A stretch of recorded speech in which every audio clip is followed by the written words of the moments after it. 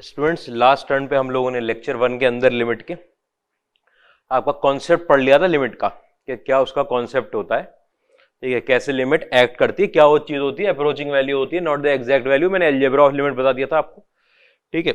आपको ये सब चीजें, रेस वाला कॉन्सेप्ट बता दिया था, जो जिसकी पावर ज्यादा है वो तेजी से भागता है, ठीक है। आता हूं मैं आज मेथडोलॉजी पर कि कैसे मेथड होता है। उसके लिए आपको इनडिटर्मिनेट फॉर्म पता होनी चाहिए पहले। इनडिटर्मिनेट फॉर्म, इनडिटर्मिनेट फॉर्म्स आपकी दो टाइप की होती हैं, ठीक है। एक होती है आपके पास एल्जेब्रिक, ठीक है, और होती है एक्सपोनेंशियल, ठीक है। टोटल हमारे पास 7 इनडिटर्मिनेट फॉर्म है, 4 एल्जेब्रिक और 3 एक्सपोनेंशियल। इनडिटर्मिनेट फॉर्म ऐसी जिसको डिटरमाइन नहीं किया जा सकता, ठीक है। अगर आपके पास कोई फंक्शन दे रखा है, आपको किसी चीज की लिमिट निकालनी है, तो लिमिट में x को कहीं टेंड करवा रहे होंगे, आपको फंक्शन दे रखा होगा, आप वो x की वैल्यू उठा के जब फंक्शन में डालो तो 0/0 आ जाए अगर आपके पास, तो वो एक इनडिटर्मिनेट फॉर्म है। इनफाइनाइट बाय इनफाइनाइट आ जाए वो एक इनडिटर्मिनेट फॉर्म है। 0 × इनफाइनाइट आ जाए वो एक इनडिटर्मिनेट फॉर्म है, और इनफाइनाइट माइनस इनफाइनाइट आ जाए ये एक इनडिटर्मिनेट फॉर्म है।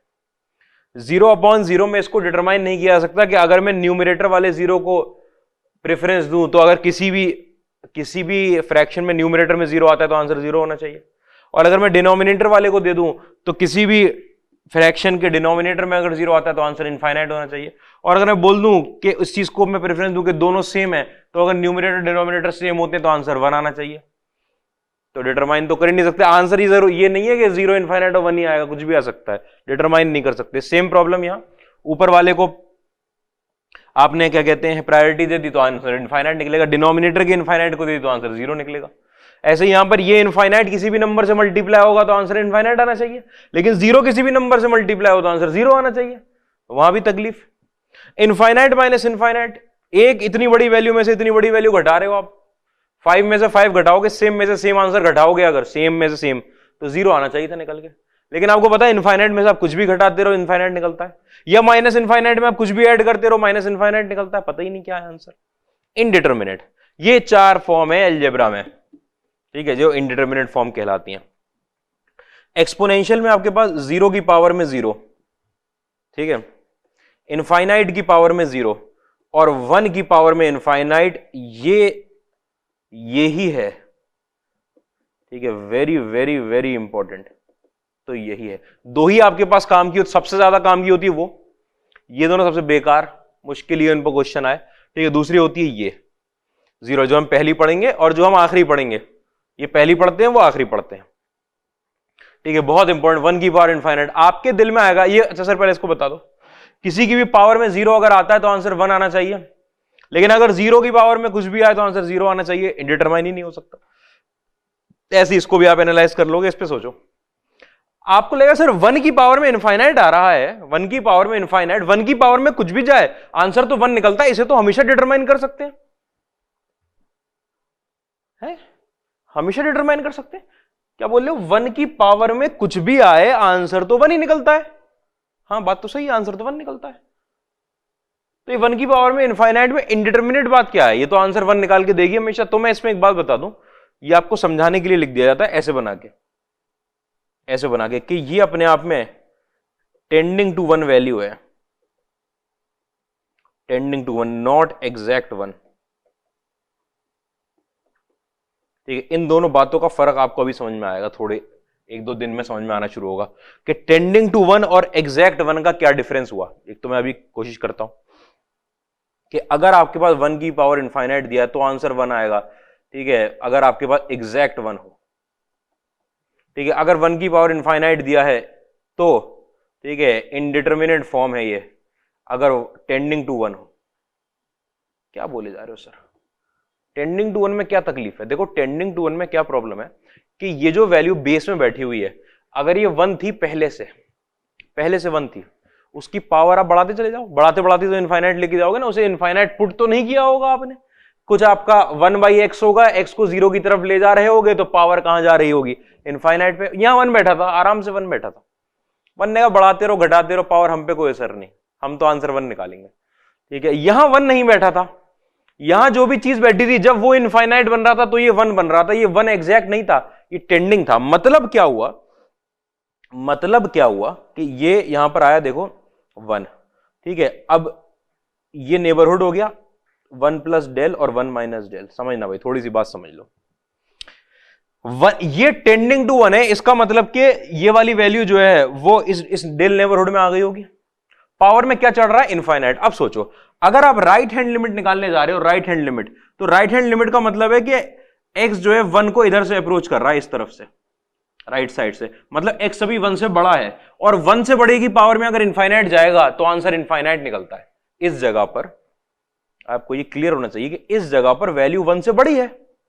इतने पार्ट है भाई, 1 प्लस डेल है ना, इस जगह पर तो वैल्यू 1 के आगे निकल के 1 से बड़ी है, ठीक है। अगर ये वैल्यू 1 से बड़ी, ये एग्जैक्ट 1 नहीं है, ये टेंडिंग टू 1 वाली वैल्यू थी, 1 कभी नहीं होगा, ये टेंडिंग टू 1 वाली, ठीक है। इसकी पावर में अगर आप इनफाइनाइट निकलोगे, दिखोगे तो आंसर इनफाइनाइट निकलेगा। बहुत बढ़िया सर, ठीक है। ये 1 माइनस डेल से 1 के बीच की, अगर मैं 1 से पहले हूं, अगर लेफ्ट साइड से अप्रोच कर रहा हूं, तो ये वाली वैल्यू 1 से छोटी है, और 1 से छोटी की पावर में इनफाइनाइट लगाऊंगा तो आंसर 0 निकलना चाहिए। 1 से छोटी वैल्यू, 1 से कोई वैल्यू जरा सी छोटी है, आप 1 से छोटी की पावर बढ़ाओगे घटेगी वैल्यू। 1 से छोटी वैल्यू पे आपने पावर इनफाइनाइट चढ़ा दी, कितना आंसर निकल कर आएगा, 0 निकल कर आएगा। तो ये उसका इनडिटर्मिनेट होने का सबूत होता है कि भाई 1 को टेंडिंग वैल्यू है अगर ये, तो ये 1 को या तो राइट साइड से अप्रोच कर रही होगी वैल्यू, या लेफ्ट साइड से। अगर राइट साइड से कर रही होगी तो 1 से बड़ी होगी, तो इनफाइनाइट, ये इनफाइनाइट पे जा रहा है, ये उसको इनफाइनाइट की तरफ ले जा रहा होगा पूरे टर्म को। और अगर वैल्यू 1 से छोटी होगी तो ये वैल्यू 1 की तरफ जा रही है लेकिन है 1 से छोटी, और वो इनफाइनाइट होने जा रहा है, तो कहां ले जाएगा, 0 की तरफ ले जाएगा। तो आंसर 0 से इनफाइनाइट के बीच का कुछ भी पकड़ सकता है ये तो, ठीक है। ये एग्जैक्ट 1, जैसे यहां पर, तो सर यहां पर क्या था, एग्जैक्ट 0 नहीं था क्या यहां पर, नहीं, ये एग्जैक्ट 0 थोड़ी है, यह आंसर थोड़ी आता है कभी कि एग्जैक्ट 0 1 एग्जैक्ट 0 आ गया, कहां से आ जाएगा एग्जैक्ट 0। आप सोचो, एग्जैक्ट 0 लाने के लिए आपको सर ये आता ही नहीं है, ये 0 tending value, high tending value है। क्यों, आप मुझे एक बात बताओ, ये किसी फंक्शन की वैल्यू आई होगी, फंक्शन x की जिस वैल्यू पर 0 हो रहा होगा वो उसके डोमेन में ही नहीं होगी। हाँ बात तो सही है, वो तो उसके डोमेन में नहीं होगी। अगर डोमेन में ही नहीं होगी तो इसका मतलब आप वो वैल्यू तो पुट कर ही नहीं सकते। हाँ, पुट तो नहीं कर सकते, तो पुट नहीं कर सकते तो यहां 0 कैसे बनेगा, बिल्कुल नहीं बनेगा। हाँ बात तो सही थी, 0 तो नहीं बनेगा। यहां 0 कैसे बनेगा, यहां 0 बनाने का तरीका क्या है, फंक्शन में आपने ऐसी वैल्यू पुट कर दी इस पर डिनोमिनेटर 0 हो जाए, और आपको पता है ऐसी सारी वैल्यूज जिसमें डिनोमिनेटर 0 होता है वो डोमेन में नहीं एग्जिस्ट करती है। जो वैल्यू डोमेन में नहीं करती उन्हें आप पुट नहीं कर सकते। तो ये 0 कहां से आया, टेंडिंग वैल्यू, टेंडिंग कि आपने देखा कि x अगर 2 को टेंड कर रहा है तो डिनोमिनेटर 0 को टेंड कर रहा है, तो 0 हो नहीं रहा, डिनोमिनेटर हो ही नहीं सकता, 0 हो ही नहीं सकता। फंक्शन मना कर देगा डोमेन से कि भाई हम नहीं रखेंगे इस वैल्यू को। तो इस बात की क्लैरिटी आनी चाहिए कि सारी infinite tending towards infinite, tending towards infinite, tending towards 0, tending towards infinite, ऐसे हैं ये सब।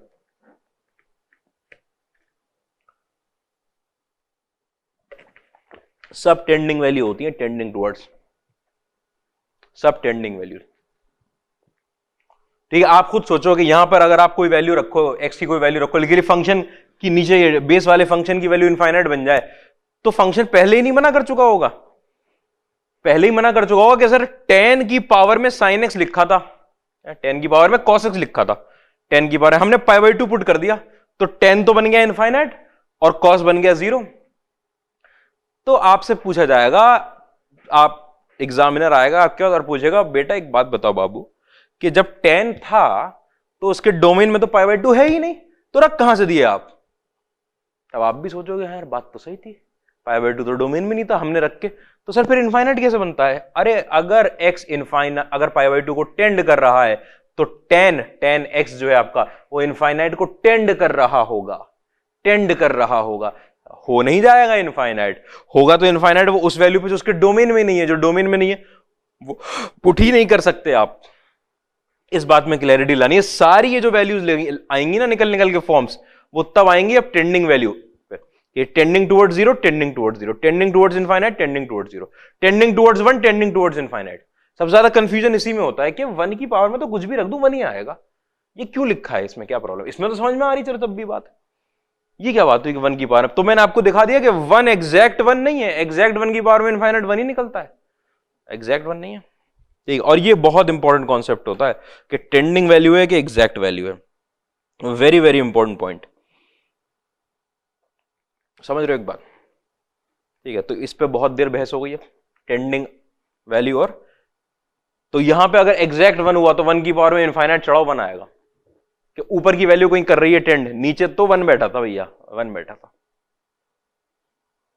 अब देखो कुछ पॉइंट्स जो इनडिटर्मिनेंट फॉर्म नहीं है, नॉट इनडिटर्मिनेंट फॉर्म, और आपको लगेगा कि ये तो सर इनडिटर्मिनेंट है, तो उसमें से पहला कुछ नॉट इनडिटर्मिनेंट फॉर्म जो है, सम नॉट इनडिटर्मिनेंट फॉर्म लिखने जा रहा हूं मैं, कि infinite plus infinite indeterminate form नहीं होती है।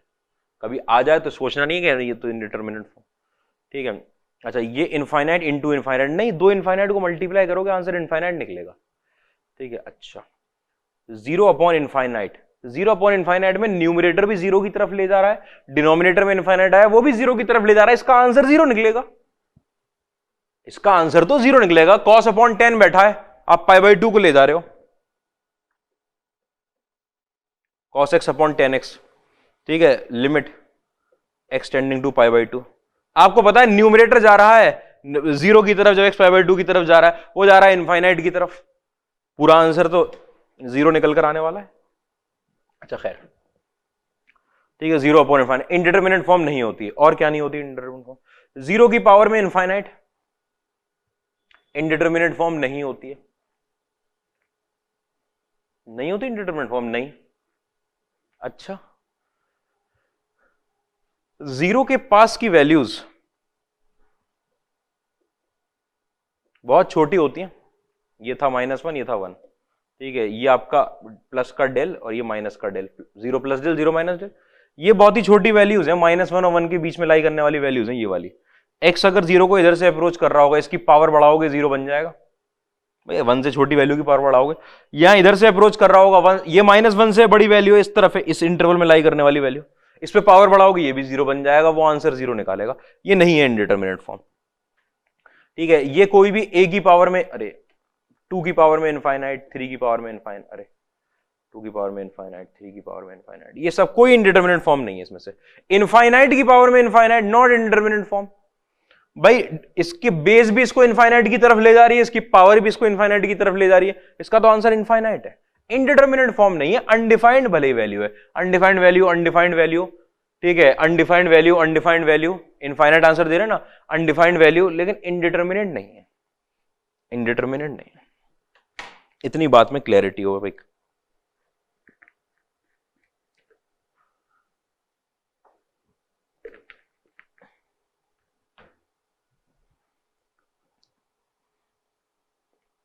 उसके बाद कुछ पॉइंट्स नोट डाल के, वेरी वेरी इंपॉर्टेंट पॉइंट्स। पहला पॉइंट कि अगर आपके पास एग्जैक्ट 0 अपॉन टेंडिंग 0 आया तो उसका आंसर ये अपने आप में इज नॉट 0/0 फॉर्म, ठीक है, इसका आंसर जो है वो 0 होता है। क्या मतलब सर? आप कह रहे हो यहां भी 0 आ रहा है, यहां भी 0 आ रहा है, नहीं, वहां एग्जैक्ट 0 है। एग्जैक्ट 0 का मतलब हुआ कि कोई टेंडिंग वैल्यू नहीं, वहां पे 0 लिखा हुआ था। यहां पे आप x को किसी तरफ ले जा रहे हो तो डिनोमिनेटर 0 की तरफ जा रहा है, ये टेंडिंग वैल्यू है, मतलब ये तो 0 तो नहीं होता भाई। टेंडिंग वैल्यू क्या होती है कि x जो है आपका, ये x ऐसी जगह जा रहा है कि आपके नीचे वाली जो चीज है वो 0 की तरफ टेंड कर रही है, 0 हुई तो नहीं है, लेकिन ऊपर पक्का 0 बैठा है, पक्का 0 बना बैठा है, ठीक है। तो वो कहेगा भाई तुम तो नॉन जीरो टर्म हो, टेंडिंग हो ना 0 की तरफ, 0 तो नहीं हो, हम तो पूरे पूरे 0 हैं। 0 अपॉन सम फाइनाइट टर्म्स कितना आंसर निकल कर आता है? 0 निकल कर आता है। तो एग्जैक्ट 0 और टेंडिंग 0 में डिफरेंस आपको रखना है कि एग्जैक्ट 0 और टेंडिंग 0 क्या चीजें होती हैं। एग्जैक्ट 0 मतलब पूरा पक्का 0 बैठा है, पक्का 0 पहले से है, वो लिमिट अप्लाई करने से पहले 0 बना बैठा है, ये अच्छा। टेंडिंग 0, टेंडिंग 0 के अभी वो 0 के पास जा रहा था। दूसरा इसी में कि अगर आपके पास टेंडिंग 0 ऊपर आ गया और एग्जैक्ट 0 नीचे आ गया, जो कि कभी आता नहीं है, तो आंसर इनफाइनाइट निकलेगा। क्यों? क्योंकि नीचे एग्जैक्ट 0 आने का मतलब ये हुआ कि नीचे बन रहा है 0, नीचे पक्का 0 बैठा है, डिनोमिनेटर में पक्का 0, लिमिट लगाने से पहले 0 बैठा है। आप डिनोमिनेटर में कभी भी 0 बैठा सकते हो, पहले से कभी नहीं बैठा सकते, डोमेन की वैल्यू ही नहीं आएंगी, डोमेन मना कर देगा, नहीं भाई 0 तो आता वो कभी नहीं है, लेकिन अगर आ जाए तो इनफाइनाइट। मतलब कभी आपके सामने नहीं पड़ेगा वो। तीसरा फिर, ठीक है, कि अगर आपके पास कभी फाइनाइट अपॉन इनफाइनाइट आया निकल के तो वो आंसर 0 निकलेगा। चौथा पॉइंट, ठीक है, अगर आपके पास इनफाइनाइट बाई 0 आया तो वो आंसर इनफाइनाइट निकलेगा। पांचवा पॉइंट, अगर 0 बाई इनफाइनाइट आया तो वो आंसर 0 निकलेगा। ठीक है, इन सब बातों में तकलीफ होनी नहीं है, टेंडिंग वैल्यू और, ठीक है। मैं इसका एग्जाम्पल आपको देना चाहता हूं, इसका एग्जाम्पल फाइनाइट अपॉन इनफाइनाइट। क्या एग्जाम्पल आता है इसका? एग्जाम्पल में जैसे ये है, limit X tending to infinite sine X upon X, ठीक है। आप लोगों ने 11th में पढ़ रखी है लिमिट, आप इसका आंसर 1 रटे बैठे हो, ठीक है, कि साइन एक्स अपॉन एक्स तो 1 होता है। लेकिन मैं आपको बता दूं साइन एक्स अपॉन एक्स 1 जो आपने रटा हुआ है वो है एक्स टेंडिंग टू 0 पर, एक्स टेंडिंग टू 0 पर, ठीक है, कि जब एंगल बहुत छोटा होता है तो sine theta is equal to theta, तो sine X is equal to X, तो एक्स से एक्स कट जाता है, ठीक है, वो अलग बात है, वो तो बात की बात है। मैं तो इनफाइनाइट की बात कर रहा हूं, मैं इस पॉइंट की बात कर रहा हूं कि फाइनाइट अपॉन इनफाइनाइट, आप एक्स को ले जा रहे हो इनफाइनाइट की तरफ, ठीक है, मतलब आपके पास साइन के अंदर जाने वाला है इनफाइनाइट और नीचे आने वाला है इनफाइनाइट, ठीक है। फॉर्म चेक करने का तरीका होता है कि पहला वैल्यू पुट कर दो कि ये इनफाइनाइट बाय इनफाइनाइट फॉर्म है क्या सर, क्या ये इंडिटरमिनेट फॉर्म है? तो साइन के अंदर इनफाइनाइट गया, आपको पता है कि साइन का ग्राफ तो ऐसे चलता है, साइन 2 पाई तक ऐसे चल रहा है, 2 पाई 3 पाई 4 पाई, तो जब इनफाइनाइट पे आप चल रहे होगे तो भी तो साइन -1 से 1 के बीच में ही चल रहा होगा। आप उसकी वैल्यू इनफाइनाइट तक ले जा चुके हो उसके इनपुट की, लेकिन साइन अपना आंसर कहां से कहां के बीच में दे रहा होगा, -1 से 1 के बीच में दे रहा होगा। इसका मतलब कि ये लिखा हुआ आपके पास -1 से 1 अपॉन इनफाइनाइट, और -1 से 1 के बीच की कोई भी वैल्यू अगर आप उठा लोगे तो वो सारी वैल्यू फाइनाइट वैल्यू है। फाइनाइट वैल्यू के नीचे अगर इनफाइनाइट लगा हुआ है तो आंसर कितना निकल कर आएगा आपके पास? 0 निकल कर आएगा, 0 निकल कर आएगा, ठीक है। आपको पता है साइन के अंदर इनफाइनाइट रखने का मतलब ये नहीं कि आंसर इनफाइनाइट आ जाएगा। साइन अगर -1 से 1 के बीच में साइन का ग्राफ चलता है अगर ओरिजिन के पास, तो इनफाइनाइट पे जाके भी तो -1 से 1 के बीच ही चल रहा होगा और कहीं और थोड़ी भाग जाएगा। इसका मतलब ये जो था आपका ऊपर वाला जो पार्ट था न्यूमरेटर, वो -1 से 1 ही आंसर दे रहा होगा, आप इनफाइनाइट की तरफ जा रहे होगे तो, लेकिन डिनोमिनेटर आपका इनफाइनाइट की तरफ जा रहा है। अब न्यूमरेटर तो बहुत छोटी सी फाइनाइट वैल्यू है और डिनोमिनेटर हो रहा है इनफाइनाइट, तो ये पूरी वैल्यू किसकी तरफ टेंड कर रही होगी? 0 की तरफ टेंड कर रही होगी। इतनी बात में देखो, एक एग्जांपल आपको ये समझ में आया, ठीक है। दूसरा में एग्जैक्ट 0 टेंडिंग टू 0, वो काफी कॉन्सेप्चुअल है अगला वाला जो एग्जैक्ट 0 टेंडिंग टू 0 का एग्जांपल है। देखना भाई, limit X tending to 1 minus greatest integer में, क्योंकि ग्रेटेस्ट इंटीजर जो होता है ना वो काफी तकलीफदेह हो जाता है हमारे लिए लिमिट में, लेकिन एग्जाम्पल ही ऐसा आता है अपॉन एक्स माइनस 1। बहुत शानदार क्वेश्चन होता है ये, बहुत शानदार क्वेश्चन। ये इसका उल्टा सीधा आंसर निकाल के लिख कर आते हैं। सुनना भाई, आपको पता है एक्स जो है 1 को लेफ्ट साइड से अप्रोच कर रहा है, ठीक है, ये रहा 1, ये रहा 0, यहां से एक्स अप्रोच कर रहा है। एक्स अगर 1 को 1 माइनस लिखा है, यहां पर लेफ्ट हैंड लिमिट ही निकाल रहा हूं, बस मैं लिमिट नहीं निकाल रहा, मैं लेफ्ट हैंड लिमिट निकाल रहा हूं, ठीक है। एक्स जो है लेफ्ट हैंड लिमिट भी एक लिमिट ही है, वो भी लिमिटिंग वैल्यू ही है, ठीक है, लेफ्ट साइड से। अच्छा, एक्स जो है 1 को लेफ्ट साइड से अप्रोच कर रहा है, मैंने तो बिल्कुल यहां 0 से अप्रोच करवाना शुरू किया, इतनी दूर से कर रहा है। मुझे बताओ, आप कहीं से भी अप्रोच करवा रहे हो, कहीं से भी, मान लो आप यहां हो, अभी तो आप बहुत दूर से करवा रहे हो अप्रोच, 0.5 पे हो, इतनी दूर से करवा रहा हूं अभी अप्रोच, ठीक है। अगर x जो है अभी 0.5 1 की तरफ अप्रोच कर रहा है ना लेफ्ट साइड से, तो कहीं दूर से कर रहा होगा। जैसे ही अभी यहां से अप्रोच करना शुरू किया, अभी हमने माना नहीं है भले ही उसे अप्रोचिंग, लेकिन आप x को ला रहे हो पास, जैसे ही x ने 0 को क्रॉस किया तो इस ग्रेटेस्ट इंटीजर ने अपना आंसर कितना पकड़ा दिया? x की वैल्यू चल रही है, x की वैल्यू जब 0 आई तो ग्रेटेस्ट इंटीजर ने अपना आंसर कितना दिया? 0। x की वैल्यू यहां पर आई, ग्रेटेस्ट इंटीजर ने लेफ्ट वाला इंटीजर 0। x की वैल्यू अप्रोचिंग टुवर्ड्स 1 है, अप्रोचिंग टुवर्ड्स 1 में अप्रोच तो बहुत बाद में करेगा, बहुत पहले से न्यूमरेटर क्या बना हुआ है आपका?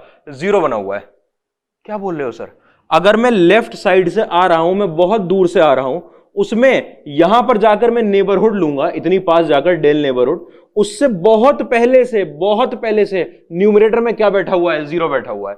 अच्छा, मतलब कि जब आप लेफ्ट साइड से अप्रोच कर रहे हो तो limit X tending to 1 minus 0 upon X minus 1 लगा हुआ है, मैंने लिमिट नहीं लगाई है अभी, लिमिट नहीं लगाई अभी, नहीं लिमिट नहीं, तो उसे जीरो कैसे रख दिया? ये देखा गया कि x की वैल्यू कहां से जा रही थी, वन की तरफ जा रही थी लेफ्ट साइड से, और आपको तो डेल नेबरहुड में जाने के बाद लिमिट निकालनी है, वो तो यहीं से न्यूमरेटर आपका जीरो हो चुका, यहीं से अभी तो डेल नेबरहुड में नहीं, वो जीरो चल रहा है, जीरो चल रहा है, जीरो चल रहा है, जीरो चल रहा है, मतलब कि जब तक आप डेल नेबरहुड में पहुंचे तो कोई अप्रोचिंग वैल्यू नहीं, वो पक्का जीरो बना बैठा था, पक्का जीरो, एग्जैक्ट जीरो बना बैठा था।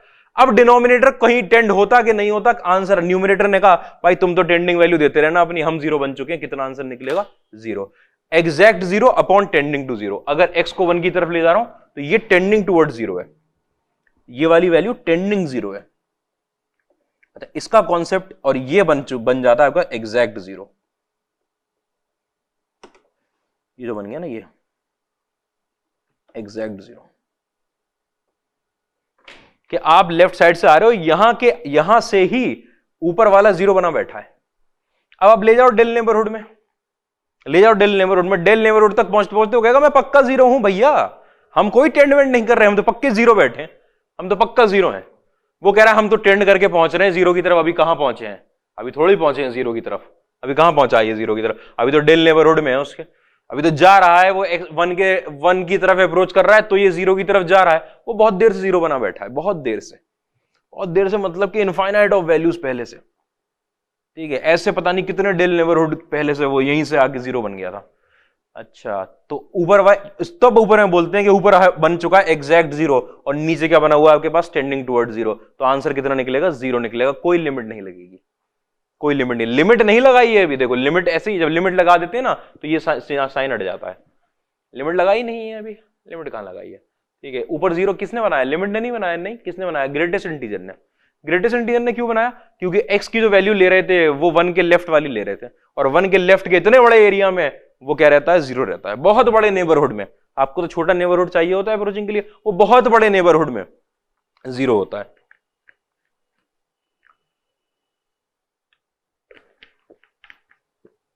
मैंने कहा था टिपिकल एग्जाम्पल है, क्योंकि ग्रेटेस्ट इंटीजर क्वेश्चन आएंगे बहुत देर में आते हैं जाकर, ठीक है, लेकिन क्या कर सकते हैं, आपको ये वाली बात समझानी भी जरूरी रहती है।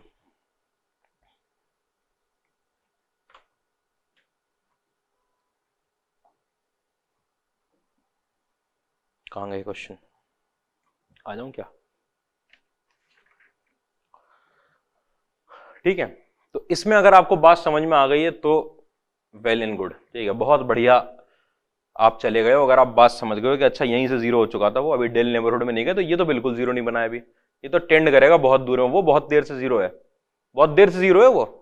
इसका मतलब जब तक हम डेल नेबरहुड में पहुंचे वो एग्जैक्ट जीरो था, एग्जैक्ट जीरो, कोई टेंडमेंट नहीं, एग्जैक्ट जीरो, ठीक है। तो वो होता है टेंडिंग टुवर्ड। लेकिन खैर अगर आपको ग्रेटेस्ट इंटीजर का एग्जांपल नहीं समझ में आ रहा, कोई बात नहीं, आपको टेंडिंग वैल्यू और एग्जैक्ट वैल्यू का डिफरेंस आ जाएगा धीरे धीरे, अगर अभी नहीं आया है, ठीक है, कि क्या वैल्यू टेंडिंग होती है और क्या वैल्यू, ठीक है। उसके बाद अब हमारे पास सीधे मेथड्स टू सॉल्व लिमिट, किसकी? इनडिटरमिनेंट फॉर्म की।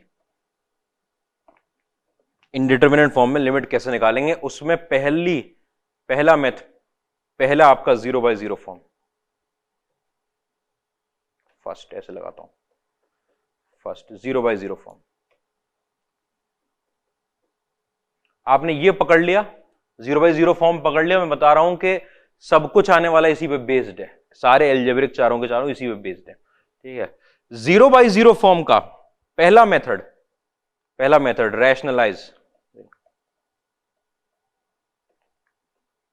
रैशनलाइजिंग। किस चीज को रैशनलाइज करेंगे? न्यूमरेटर और डिनोमिनेटर और बोथ, ठीक है। कैसे? जैसे अगर न्यूमरेटर में under root minus under root लगा हुआ है तो न्यूमरेटर को रैशनलाइज कर दो। अगर डिनोमिनेटर में under root minus under root लगा हुआ है, या फिर अंडर रूट माइनस समथिंग लगा हुआ है, समथिंग स्क्वायर रूट लगा हुआ है, ठीक है, या फिर आपके पास दोनों न्यूमरेटर, ये माइनस समथिंग लगा हुआ है, यहां पर समथिंग माइनस रूट लगा हुआ है, तो आप दोनों को रैशनलाइज, इसका अलग रैशनलाइज करोगे, इसको अलग रैशनलाइज करोगे, अच्छा, ठीक है। तो रैशनलाइजिंग का मेथड होता है, ठीक है। अब पहली चीज क्या करनी होती है, ठीक है, अभी तो हमें 0/0 फॉर्म के ही सारे क्वेश्चन आएंगे, आपके लिए जो मोस्ट इंपॉर्टेंट चीज रहती है, ठीक है, इंपॉर्टेंट पॉइंट क्या है, always check the form. Form मतलब इंडिटरमिनेट फॉर्म को पहले चेक करना है बाई पुटिंग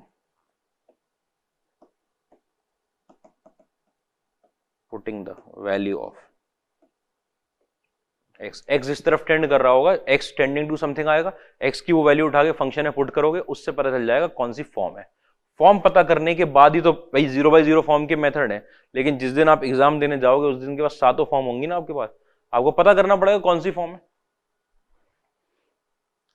तो पहला काम ये होता है, मैं क्वेश्चन से स्टार्टिंग कर दे रहा हूं, मतलब क्वेश्चन में अब क्वेश्चन ही क्वेश्चन चल रहे हैं आपके पास। लिमिट एक्स टेंडिंग टू 5, ठीक है, अंडर रूट में आपके पास x -1 -2 अपॉन x -5, ठीक है। तो पहला काम आपको क्या करना होता है, चेक फॉर्म। फॉर्म कैसे चेक करते हैं, तो बिल्कुल सिंपल क्वेश्चन है, बहुत बड़ा बड़ा क्वेश्चन आ जाता है फॉर्म चेक करने को। फॉर्म कैसे चेक करते हैं कि x अगर 5 को टेंड कर रहा है तो 5 पुट कर देते हैं, ठीक है। आपको पता है कि 5 पुट करूंगा, नीचे तो हर हाल में 0 बनेगा। जनरली आप इंडिटरमिनेट फॉर्म की लिमिट निकालते हो तो डिनोमिनेटर में लिमिट पुट करने पे 0 बन रहा होगा। देखो नीचे बन गया 0, ऊपर देखना 5 - 1 4, 4 का रूट अंडर रूट 4 -2 कितना आ गया आपके पास, 0/0 फॉर्म।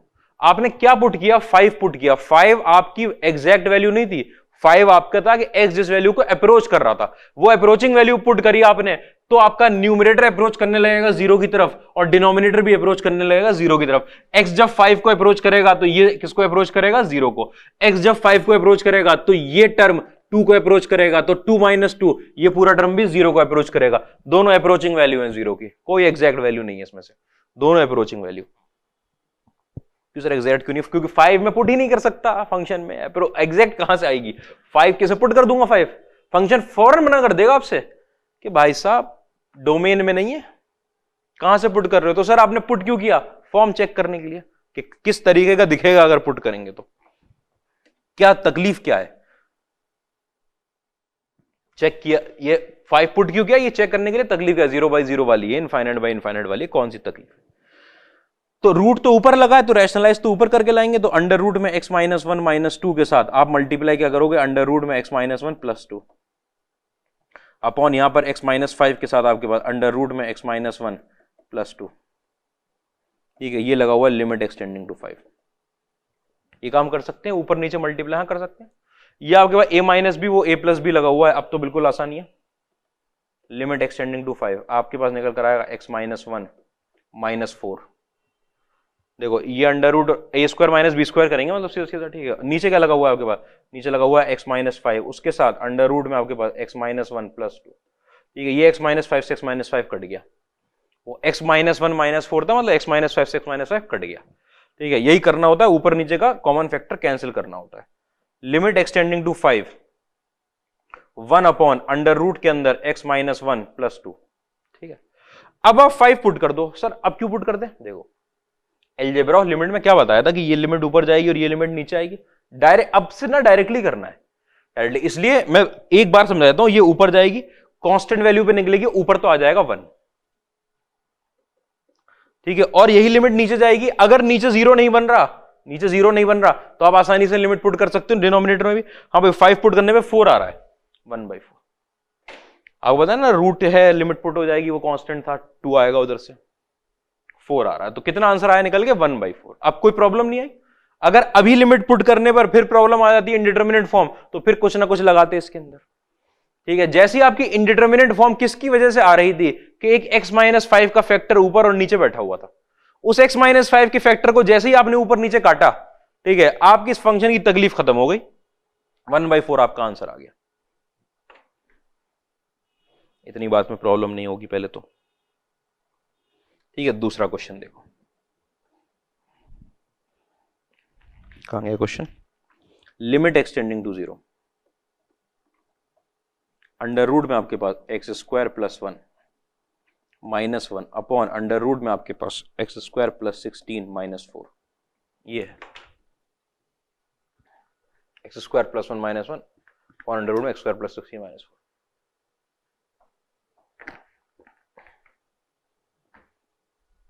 ध्यान देना भाई, सबसे पहला काम क्या करते हैं, फॉर्म चेक फॉर्म, इसकी वैल्यू निकालनी थी। वैसे आपको फॉर्म चेक करिए आपने, x की जगह 0 पुट कर दिया, ये 1 - 1 आया, यहां 0 पुट कर दूंगा, √16 4 - 4 आएगा, 4 - 4 मतलब 0/0। x 0 को टेंड करेगा तो ये 0 को टेंड करेगा, न्यूमरेटर डिनोमिनेटर भी 0 को टेंड, 0/0 आ रही है। 0/0 आते ही आपको पता है रूट लगे ऊपर नीचे रूट लगे, हम करेंगे रैशनलाइज करेंगे। देखो मैं रैशनलाइज डायरेक्ट कर दूं, डायरेक्ट नहीं करूंगा, इसमें डबल होगा ना रैशनलाइज, +1 -1, ठीक है, अपॉन यहां लिखा हुआ √में x² + 16 - 4, ठीक है। मैं कर रहा हूं ऊपर वाले को रैशनलाइज, ऊपर में क्या निकल कर आएगा, √ में आपके पास x² + 1 और प्लस का 1, ठीक है, और उसके नीचे लगेगा फिर √ में x² + 1 और प्लस का 1। फिर अब मैं डिनोमिनेटर को कर रहा हूं, इसके लिए चाहिए मुझे प्लस का 4, ये सेम टर्म प्लस का 4, तो डिनोमिनेटर में आपका √ में x² + 16 प्लस का 4, और यहां भी आपके पास √ में x² + 16 प्लस का 4, ये कर दिया, और यहां लगा हुई है लिमिट एक्सटेंडिंग टू 0, ठीक है। ध्यान देना छोटी छोटी बात पे, ये a - b वो a + b लिखा हुआ, a² - b² बनेंगे, इसका स्क्वायर -1 का स्क्वायर, मतलब x² + 1 और माइनस का 1, ठीक है, के साथ मल्टीप्लाई होता हुआ आपके पास √ में x² + 16 + 4, नीचे ये वाला टर्म और वो वाला टर्म, x² + 16 - 16 -16, उसके साथ मल्टीप्लाई होता हुआ √ में x² + 1 और प्लस का 1, ठीक है, और लिमिट अभी तो पुट हुई नहीं है, लिमिट एक्सटेंडिंग टू 0।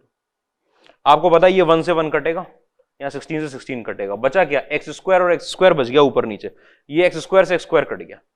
आपको पता है अगर 0 पुट करने पर, x की वैल्यू 0 पुट करने पर ऊपर 0 और नीचे 0 आ रहा था, इसका मतलब ऊपर एक x का फैक्टर रहा होगा, तो वो x² का फैक्टर था, x का नहीं था, वो कट गया ऊपर नीचे। अब तकलीफ खत्म हो जानी चाहिए, अब आपने लिमिट पुट कर दी। अब लिमिट पुट करने के बाद लिमिट नहीं लगाते हैं, लिमिट पुट करी जब आपने, तो देखो यहाँ पर 0 + 16 का रूट प्लस, छोटी छोटी बातों पर ध्यान रखना है, √ में 0 + 1 + 1 कितना निकल कर आया, 8/2 मतलब कि 4, 8/2 मतलब 4 निकल कर आया, ठीक है। लिमिट जब मैंने पुट कर दी, जब मैंने 0 पुट कर दिया तो यहां नहीं रही, वो यहां नहीं रही, डायरेक्टली कैसे पुट कर दी सर, वही अलजेब्रा के ऊपर गई और नीचे गई, ठीक है, ऊपर आपका रूट था उसके अंदर चली गई लिमिट, इसके अंदर चली गई, लग गए, डायरेक्टली ऐसे निकालते थे। जब तक इनडिटरमिनेट फॉर्म नहीं लगती, आपको पता है आपको डायरेक्ट रखनी है वैल्यू, तो ये वाली वैल्यू सर क्या फंक्शन की वैल्यू निकल कर आई x = 0 पर, नहीं, x जब 0 की तरफ टेंड कर रहा है तो आपका वो जो फंक्शन था वो 4 की तरफ टेंड कर रहा है, x 0 को अप्रोच करेगा दोनों तरफ से, फंक्शन की वैल्यू 4 को अप्रोच करेगी। आओ आगे, क्योंकि जरूरत करना था, क्वेश्चन लिखो भाई, देखो, ठीक है, आपके पास क्या है, लिमिट एक्सटेंडिंग टू 1, ठीक है, x² माइनस में √x अपॉन √x - 1, ठीक है, x की वैल्यू 1 पुट करी, सबसे पहला काम आपने फॉर्म चेक करी, फॉर्म कितनी निकल कर आए भाई, 1 - 1 अपॉन 1 - 1 कितनी आई, फॉर्म 0/0, ठीक है, आपने टेंडिंग वैल्यू पुट कर दी, ऊपर भी टेंडिंग वैल्यू नीचे भी टेंडिंग वैल्यू, 0/0 फॉर्म। रैशनलाइज करने का सोचा, ठीक है, x² माइनस में √x था, ठीक है, उसके साथ क्या मल्टीप्लाई कर दूं, x² + √x, ठीक है, नीचे क्या था, √ में x - 1, उसके साथ क्या मल्टीप्लाई कर दूं, √ में x + 1, ठीक है। ये अगर ऊपर मल्टीप्लाई किया तो इसे नीचे भी करना पड़ेगा, नीचे कर दिया मैंने x² प्लस में √x। अगर ये मैंने डिनोमिनेटर में किया तो ये न्यूमरेटर में भी करना पड़ेगा, कितना, √ में x + 1, ठीक है, और यहां पर लिमिट एक्सटेंडिंग टू 1, इतनी बात में प्रॉब्लम नहीं। ये a² - b², ये x की पावर 4 - x निकलने वाला है, अच्छा, लिमिट एक्सटेंडिंग टू 1 पे x की पावर 4 - x, ठीक है, और लगा हुआ है √ में x + 1, अच्छा, और यहां पर आपका ये और ये x - 1 निकलने वाला है, x - 1, और यहां पर x² + √x, √x - 1 √x + 1 x - 1 निकलने वाला है। इसके अंदर से मैं x को कॉमन निकाल लूं, ये x³ - 1 बन जाएगा, लिमिट एक्सटेंडिंग टू 1, ठीक है, आपने x कॉमन निकाला, ये बचा x³ - 1, और यहां पर बचा हुआ है √ में x + 1, अच्छा, नीचे क्या बचा हुआ है आपके पास, x - 1, ठीक है, और यहां बचा हुआ है आपके पास x² + √x। मैं आपको एक बात समझाता हूं, ये सारे टर्म मल्टीप्लीकेशन में चल रहे हैं ना आपस में, मल्टीप्लीकेशन डिवीजन में। तो जो जो आपको इनडिटरमिनेट फॉर्म नहीं दे रहा है इस टाइम पे, ठीक है, जो जो जीरो नहीं बना रहा, उस पे लिमिट पुट कर करके, भाई लिमिट तो क्या है ना, ऊपर जाएगी और तीनों प्रोडक्ट में अलग अलग बढ़ जाएगी और इन दोनों प्रोडक्ट में अलग अलग बढ़ जाएगी। तो जो जीरो नहीं बना रहा उसमें पुट करके खत्म करो। कैसे खत्म करते सर? कि ये एक्स की जगह पर आपके पास अभी लिमिट लगी हुई है, लिमिट एक्सटेंडिंग टू 1, ठीक है, इसकी जगह 1 बना दिया आपने, लिमिट पुट करके हटा दिया, लिमिट एक्सटेंडिंग टू 1, ये बचा x cube minus 1 upon X minus 1, ठीक है, और बाकी इसकी जगह 1 बना, ये और ये पे लिमिट लगी हुई है, बाकी इसके अंदर और इसके अंदर मैंने वैल्यू पुट कर दी लिमिट की और वहां से लिमिट हट जाएगी, ठीक है। लिमिट पुट, भाई लिमिट जो है वो इनमें अलग बढ़ सकती है और उनमें अलग बढ़ सकती है, तो यहां 1 पुट करूंगा, वहां पे 1 + 1 आपका 2 निकलेगा और नीचे आपका 1 + 1 2 निकलेगा, 2 से 2 कट जाएगा, उनमें अलग लिमिट पुट हो गई, ठीक है। एक नई बात आपको समझ में आई कि अच्छा लिमिट जिस जगह पर पुट हो सकती थी वहां पुट करके हटा दिया हमने, वहां पुट करके हटा दिया। मल्टीप्लीकेशन अगर हो रहा है तो आप ये काम कर सकते हो, ठीक है।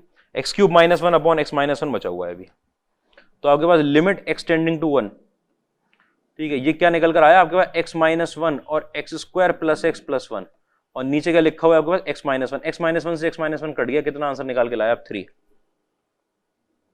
और वो अच्छा अभी देखो, अभी अगर आप इनको लगाए लगाए चल रहे होते तो ये अभी भी लगे हुए होते, वहां पर भी लगे हुए होते, वहीं 1 2 2 आंसर देते और वो कट के 1 हो जाता, 1 2 अपॉन 2 देते, 3 ही निकलने वाला था। तो इसलिए अगर मल्टीप्लिकेशन में ऐसा टर्म निकाल रहे हो आप, ऐसा फैक्टर जो आपको पता है कोई तकलीफ नहीं दे रहा आपको 1 पुट करने पर, उसमें लिमिट पुट करो और उसे हटाओ, ठीक है। इसका मतलब ये नहीं कि लिमिट गायब हो जाएगी, इन पे नहीं पुट हुई है तो ये बैठे रहेंगे लिमिट पे, उन्हें हटाओ जिनके अंदर लिमिट पुट हो सकती है, ठीक है। तो इफ पॉसिबल, ठीक है, remove the terms in which limit can be put.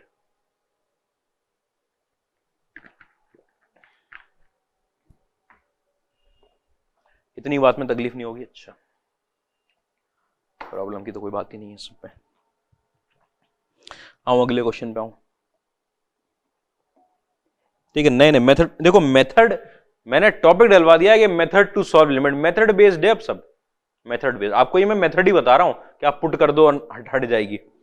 Method तो मेथड की तरह लेना होता है, हाँ याद करना है सर, मेथड तो याद करना है, मेथड तो रटना होता है, मेथड क्या कॉन्सेप्ट भी रटना होता है याद, कोई भी चीज मेमोरी में नहीं रहेगी तो कुछ नहीं कर पाओगे।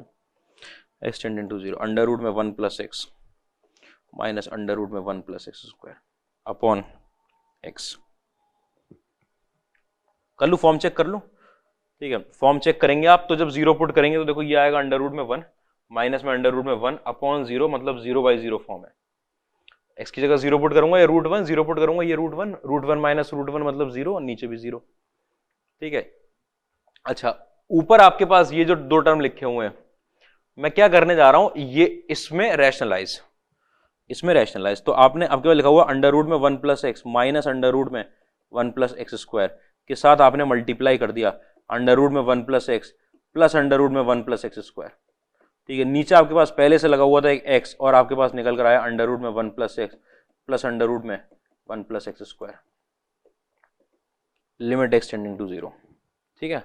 ये आपके पास a- b लिखा है, वो a + b लिखा है, आपने फौरन अगले स्टेप में इसे a² - b² कर दिया, 1 + x माइनस में 1 + x², ठीक है। इसके साथ मल्टीप्लाई हो रहा है आपके पास, इसके साथ कुछ मल्टीप्लाई नहीं हो रहा, ये हो रहा है, ये x के साथ आपका मल्टीप्लाई हो रहा है अंडर रूट में 1 + x प्लस में अंडर रूट में 1 + x², ठीक है। लिमिट एक्सटेंडिंग टू 0, आपको पता है ये वाला टर्म कोई तकलीफ नहीं दे रहा, इसको आप लिमिट x = 0 पुट करके इसको हटाओ, पहले तो अलग इसको हटाओ, ठीक है। यहां भी 1 से 1 कट गया, ठीक है। ये आपके पास देखो लिमिट एक्सटेंडिंग टू 0, ठीक है। आपके पास आया x माइनस x², नीचे क्या लगा हुआ है x इंटू 1/2, कि जब मैं यहां ये तो तकलीफ नहीं दे रहा ना मुझे, ये क्या तकलीफ दे रहा है 0 पुट करने में, ये पूरा टर्म और सबके साथ मल्टीप्लीकेशन में ऊपर वाला टर्म, ये टर्म और ये पूरा टर्म मल्टीप्लाई हो रहे, ठीक है। आपको सर डिवाइड हो रहा है, अरे डिवाइड मतलब इंटू 1/, मल्टीप्लीकेशन ही तो एक तरीके का। x की वैल्यू 0 रखोगे तो यहां बनेगा 1 और यहां भी बनेगा 1, अंडर रूट 1 मतलब 1 + 1 मतलब 2 आ गया, ठीक है। जो तकलीफ नहीं दे रहा उसको फौरन हटा देते हैं लिमिट पुट करके। आपके पास यहां से लिमिट एक्सटेंडिंग टू 0, एक्स बाहर आ गया, 1 minus X upon x into 1/2। ठीक है, ये एक्स से एक्स काट दिया आपने। अब एक्स की जगह अगर मैं 0 रखूंगा तो ये बचेगा यहां पर 1, और वो 1/2 पहले से कितना आंसर निकल कर आया, 1/2।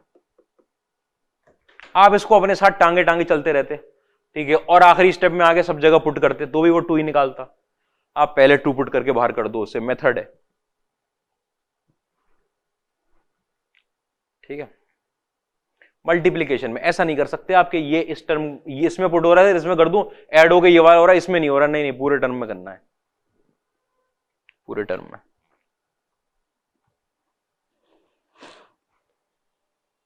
अगला क्वेश्चन देखो, लिमिट एक्सटेंडिंग टू ए। ठीक है, अंडर रूट में आपके पास a प्लस 2x माइनस में अंडर रूट में 3x अपॉन अंडर रूट के अंदर आपके पास 3a प्लस x माइनस में 2 रूट x। सही लिखा है क्वेश्चन ये, 2 रूट x, ये ठीक है।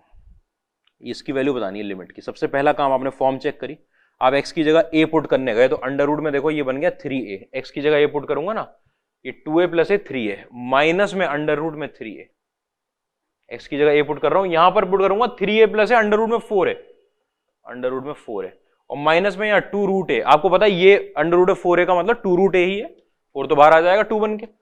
ऊपर नीचे वाले वैल्यूज कट कटा के कितनी हो गई, 0/0 फॉर्म। आपको अगर सर 0/0 फॉर्म की तो क्वेश्चन है, हाँ आदत डलवा रहा हूं, आदत डलवा रहा हूं। अभी तो 0/0 के हैं, एग्जाम में किसी टेस्ट में थोड़ी आएगा कि पता थोड़ी किस फॉर्म का है, तब तो आपको चेक करना पड़ेगा। ठीक है, अच्छा 0/0 फॉर्म है तो ऊपर नीचे दोनों रूट माइनस रूट, नीचे भी रूट माइनस रूट, तो रैशनलाइज करते हैं। अच्छा अब आपकी इजाजत हो तो डायरेक्ट ले दूं रैशनलाइज करके, कह रहे इसी का तो प्लस वाला करूंगा ना ऊपर मल्टीप्लाई, तो ये अपने आप में क्या निकल कर आएगा, a प्लस 2x माइनस में 3x, ये तो निकल कर आएगा। और इसी का प्लस वाला करूंगा नीचे मल्टीप्लाई तो निकल कर आएगा 3a प्लस x माइनस में 4x माइनस में 4x, इसका स्क्वायर।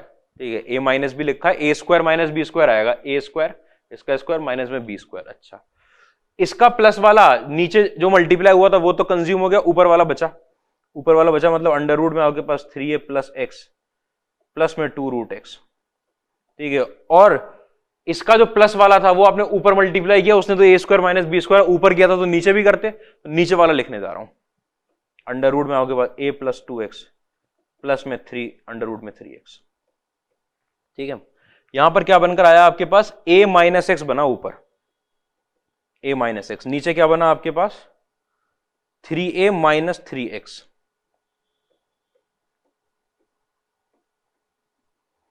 देखो ये 3 है, x माइनस 4 मतलब 3x। अच्छा, इनमें a पुट करने में तो कोई तकलीफ नहीं हो रही, देखो कितना निकल रहा है, x की जगह अगर मैं a पुट करूंगा यहां पर तो ये 4a मतलब ये निकल रहा है 2 रूट ए, 2 रूट ए और 2 रूट ए मतलब कि 4 रूट ए, ये आया ऊपर से 4 रूट ए।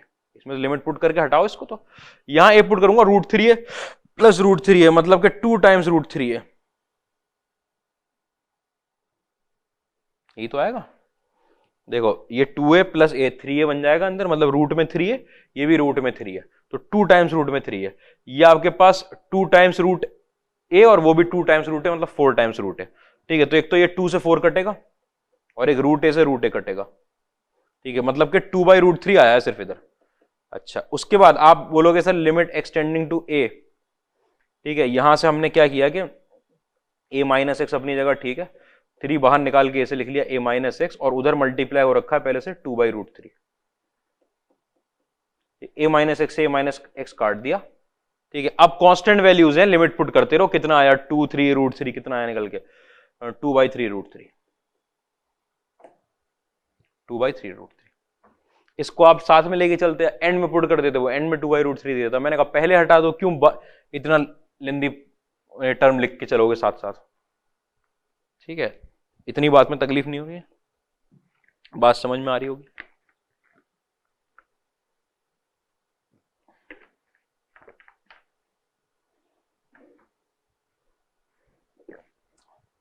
आओ भाई, अगला क्वेश्चन देखो,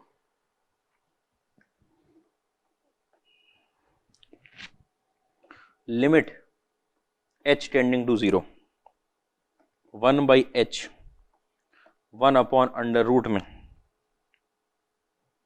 x प्लस h माइनस 1/√ में x।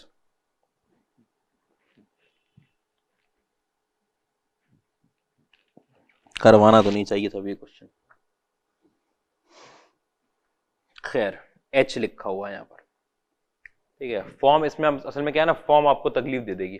देखो मैं एक पहले, लेकिन इस क्वेश्चन को बताने का कि पीछे रीजन क्या होता है कि h अगर टेंड कर रहा है तो h is the variable. h किसकी तरफ टेंड कर रहा है? 0 की तरफ। तो सर फिर ये x क्या है? x will be treated as a constant, will be treated as a constant. भाई जो वैल्यू टेंड कर रही है वही तो मूविंग वैल्यू है। मूविंग वैल्यू क्या बोलते हो आप? वेरिएबल बोलते हो। तो h टेंड कर रहा है 0 की तरफ। जैसे यहां पर आपका x टेंड कर रहा था a की तरफ, a थोड़ी कहीं टेंड कर रहा था, a तो कांस्टेंट की तरह ट्रीट हुआ था, ठीक है। ऐसे यहां पर आपका h 0 की तरफ टेंड कर रहा है, मतलब लिमिट लगी है h नाम के वेरिएबल पे कि h जब टेंड कर रहा है तो ये h का जो फंक्शन है ये कहां जा रहा होगा बताओ, ठीक है। अच्छा ऐसा है। तो अगर आप फॉर्म चेक करने जाओगे तो फॉर्म बहुत तकलीफ दे आएगी। इनफाइनाइट आएगा 1/h मतलब इनफाइनाइट निकल आएगा, ठीक है। और यहां पर आपके पास 1/√x माइनस 1/√x ये निकल कर आ जाएगा। इनफाइनाइट इंटू 0 वाली फॉर्म बन जाएगी जो भी पढ़ा ही नहीं है।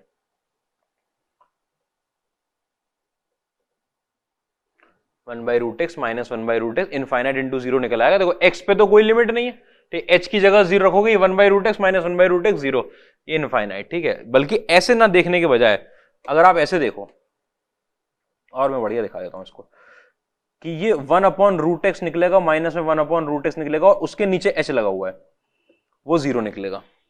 h की जगह जब मैं 0 पुट करूंगा, ये डिनोमिनेटर है, ठीक है, उसको मैंने एक तरीके से न्यूमिनेटर में लिख दिया, आपको पता है ये नीचे आ जाएगा, ऐसे ही बन जाएगा, ठीक है। और 1/√x माइनस 1/√x कितना होगा? 0/0, 0/0 फॉर्म हो गई। h की जगह 0 हो, 1/√x माइनस 1/√x, मतलब ये 0 बनने जा रहा है ऊपर और ये नीचे 0 बनने जा रहा है, दोनों 0 बनने जा रहे हैं, 0/0 फॉर्म। अच्छा, करने का तरीका, पहली बात तो रैशनलाइज यहां पे तो होगा नहीं डायरेक्ट, आपको क्या करना है, पहले लेना है एलसीएम।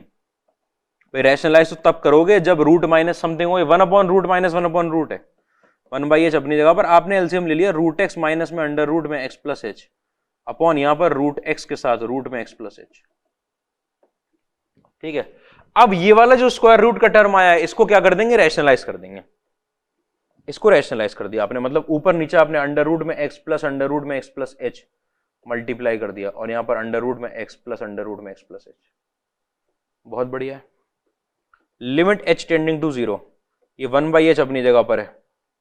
यहां पर कितना निकल कर आएगा? ये a minus B A plus B लिखा हुआ, a square minus B square, मतलब x minus X plus h, ठीक है। नीचे आपके पास एक √x लगा हुआ है, एक अंडर रूट में x प्लस h लगा हुआ है, ठीक है। एक आपके पास यहां पर अंडर रूट में, अच्छा इनको ना मैं लिमिट पुट करके इनको हटा दूं, इनकी तो कोई तकलीफ नहीं। h की जगह 0 पुट करूंगा, ये √x और √x मल्टीप्लाई होकर x बना देंगे।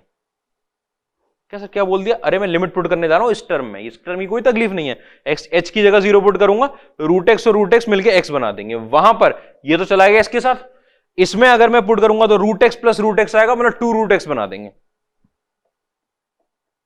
2√x। अच्छा, ये क्या हुआ? ये x से x कट जाएगा, आपके पास लिमिट h टेंडिंग टू 0, ठीक है, 1/h के साथ माइनस h अपॉन 2√x, अरे माइनस x अपॉन 2x की पावर में 3/2, एक x से एक √x से x की पावर में 3/2। अच्छा, x से x कट गया, माइनस का h हो गया, h से h कट गया, h से। अब आप लिमिट पुट करनी है आपको h पे, h टेंडिंग टू 0, यहां कहीं h दिख रहा है क्या? अब h तो कहीं नहीं दिख रहा, तो ये x का क्या है? x की जगह नहीं कर सकते क्या? नहीं, x थोड़ी 0 को टेंड कर रहा है, x तो अपनी जगह है, कोई होगा कुछ अपना, ठीक है। h टेंड कर रहा है 0 को, h काट दिया आपने, h जैसी काट दिया आपने, आपका आंसर निकल कर आया -1/2 टाइम्स x की पावर में 3/2।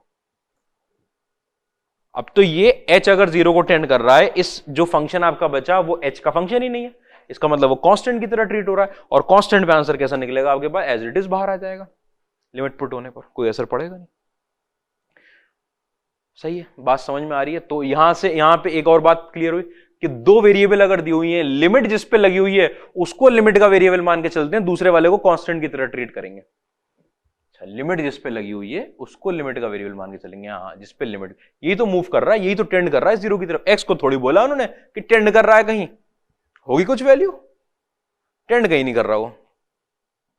आपसे पूछी नहीं इस फंक्शन की वैल्यू बता जब एक्स कहीं टेंड करे, पूछा है क्या? नहीं पूछा। ऐसे क्वेश्चन होते हैं जिसमें एच टेंडिंग टू 0 और एक्स टेंडिंग टू 1 होता है, दो दो लिमिट लगकर आती हैं, दो दो लिमिट लगकर होता है ऐसा क्वेश्चन कि दो वेरिएबल है और दो लिमिट लगा दी, आएंगे आपके पास ऐसे क्वेश्चन। ठीक है, ऐसा क्वेश्चन भी होता है, वो अलग चीज है, वहां तो दूसरे वेरिएबल पे कोई लिमिट नहीं थी, वो कांस्टेंट की तरह ट्रीट होगा। बात क्लियर हो रही है इतनी है? ठीक है, रैशनलाइज का मेथड आपका खत्म करके फैक्टराइजेशन का मेथड मैं अभी स्टार्ट करता हूं।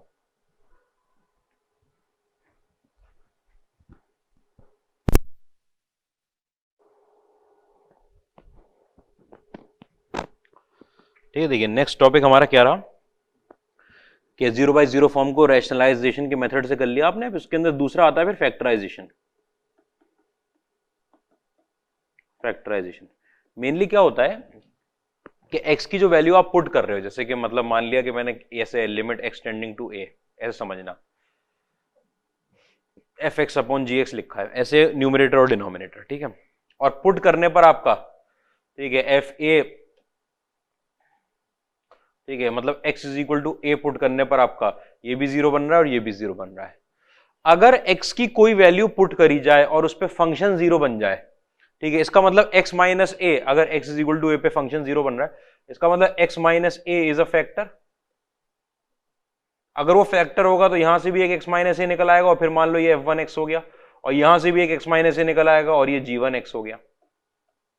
ऐसी तो करेंगे भाई कि सर अगर x की जगह पर a पुट कर रहे हैं और a पुट करने पे आपका पॉलिनोमियल जीरो हो रहा है तो x माइनस ए क्या हो जाएगा? आपका फैक्टर हो जाएगा। क्या ये तो बेसिक फैक्टर थ्योरम था आपका उसका 9th क्लास का।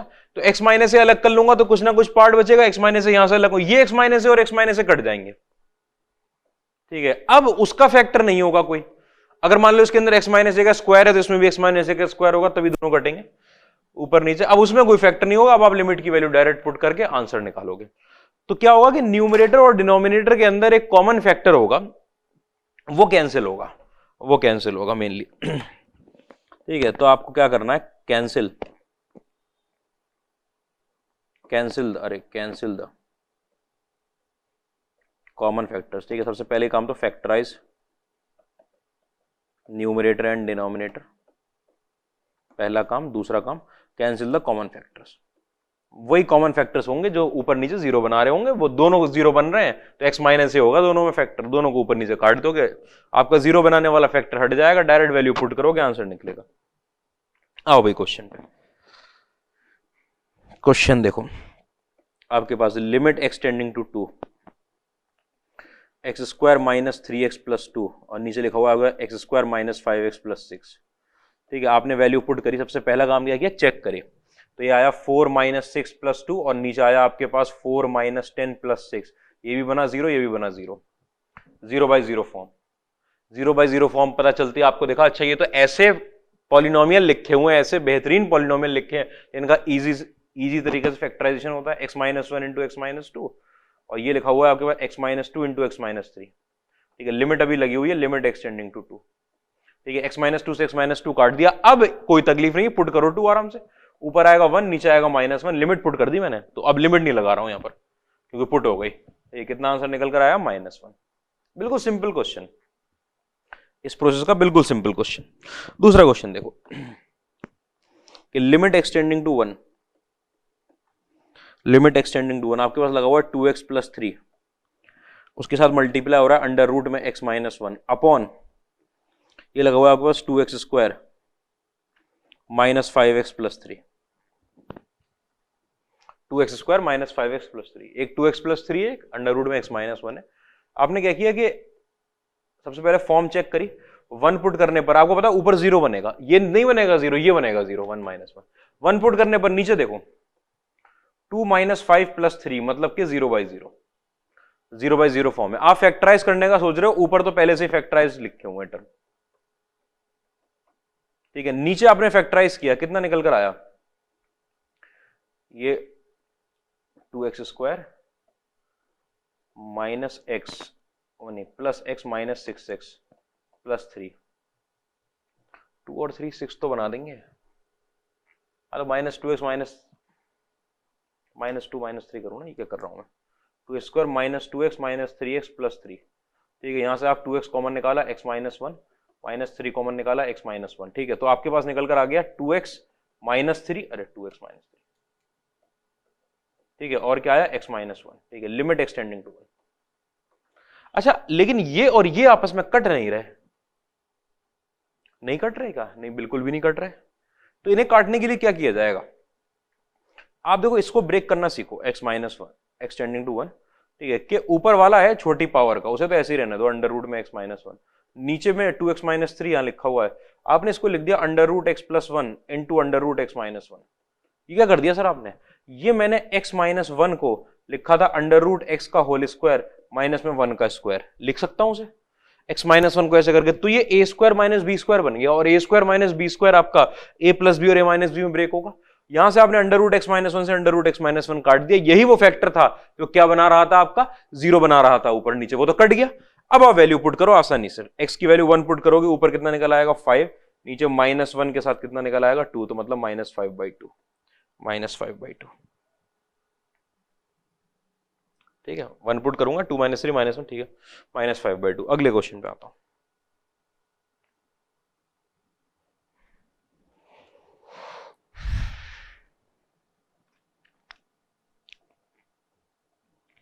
तीसरा क्वेश्चन क्या कह रहा है आपसे फिर इसमें, limit X tending to 2a, under root में आपके पास x - 2a लिखा हुआ है, प्लस में अंडर रूट में x माइनस अंडर रूट में 2a लिखा है, अपॉन अंडर रूट में आपके पास x स्क्वायर माइनस में 4a स्क्वायर लिखा है। ठीक है, सबसे पहला काम क्या करेंगे, फॉर्म चेक। ठीक है, आपने फॉर्म चेक करी, फॉर्म चेक करने के लिए x की जगह 2a पुट कर दिया, ये 0 आया, ये प्लस में अंडर रूट में 2a माइनस अंडर रूट में 2a। ठीक है, यहां पर आपके पास 0 आया। देखो, यहां पर अगर मैं x की जगह पर 2a पुट करूंगा तो 4a square minus 4a square 0, या 2a माइनस 2a 0, या अंडर रूट 2 कट के ये भी कितना आंसर देंगे 0, मतलब 0/0 फॉर्म। फैक्टराइजेशन करना है, एक बार को देखते हैं, अंडर रूट में x - 2a प्लस में आपके पास under root x minus under root 2a। ठीक है, पहली बात तो इसमें इतने रूट लगे हुए हैं, आपका रैशनलाइज करने का इतना दिल चाहेगा, x + 2a के साथ मल्टीप्लाई होता हुआ x - 2a अंडर रूट में, इसको फैक्टराइज कर लिया।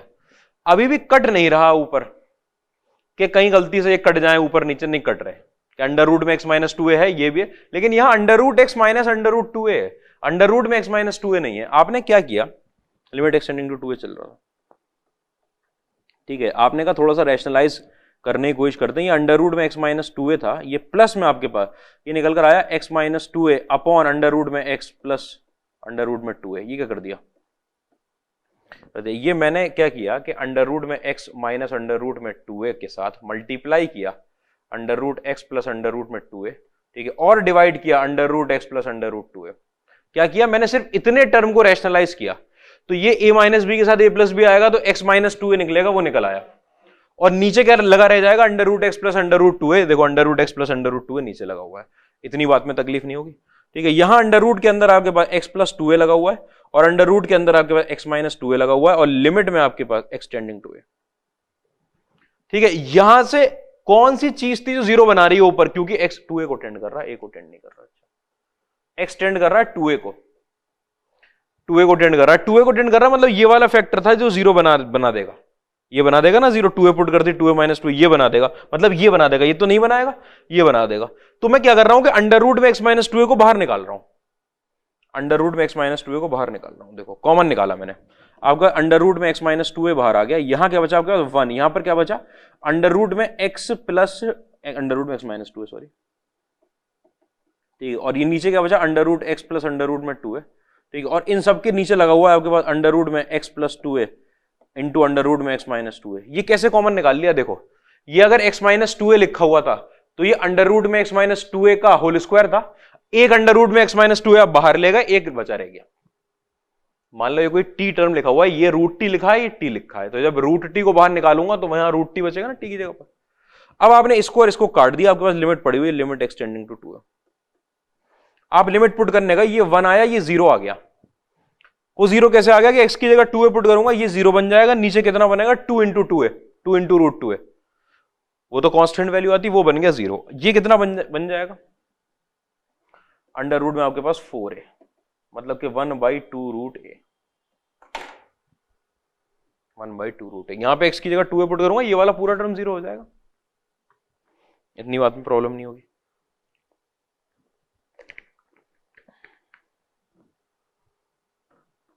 बात समझ में आ रही है? इतनी बात में क्लैरिटी होनी चाहिए।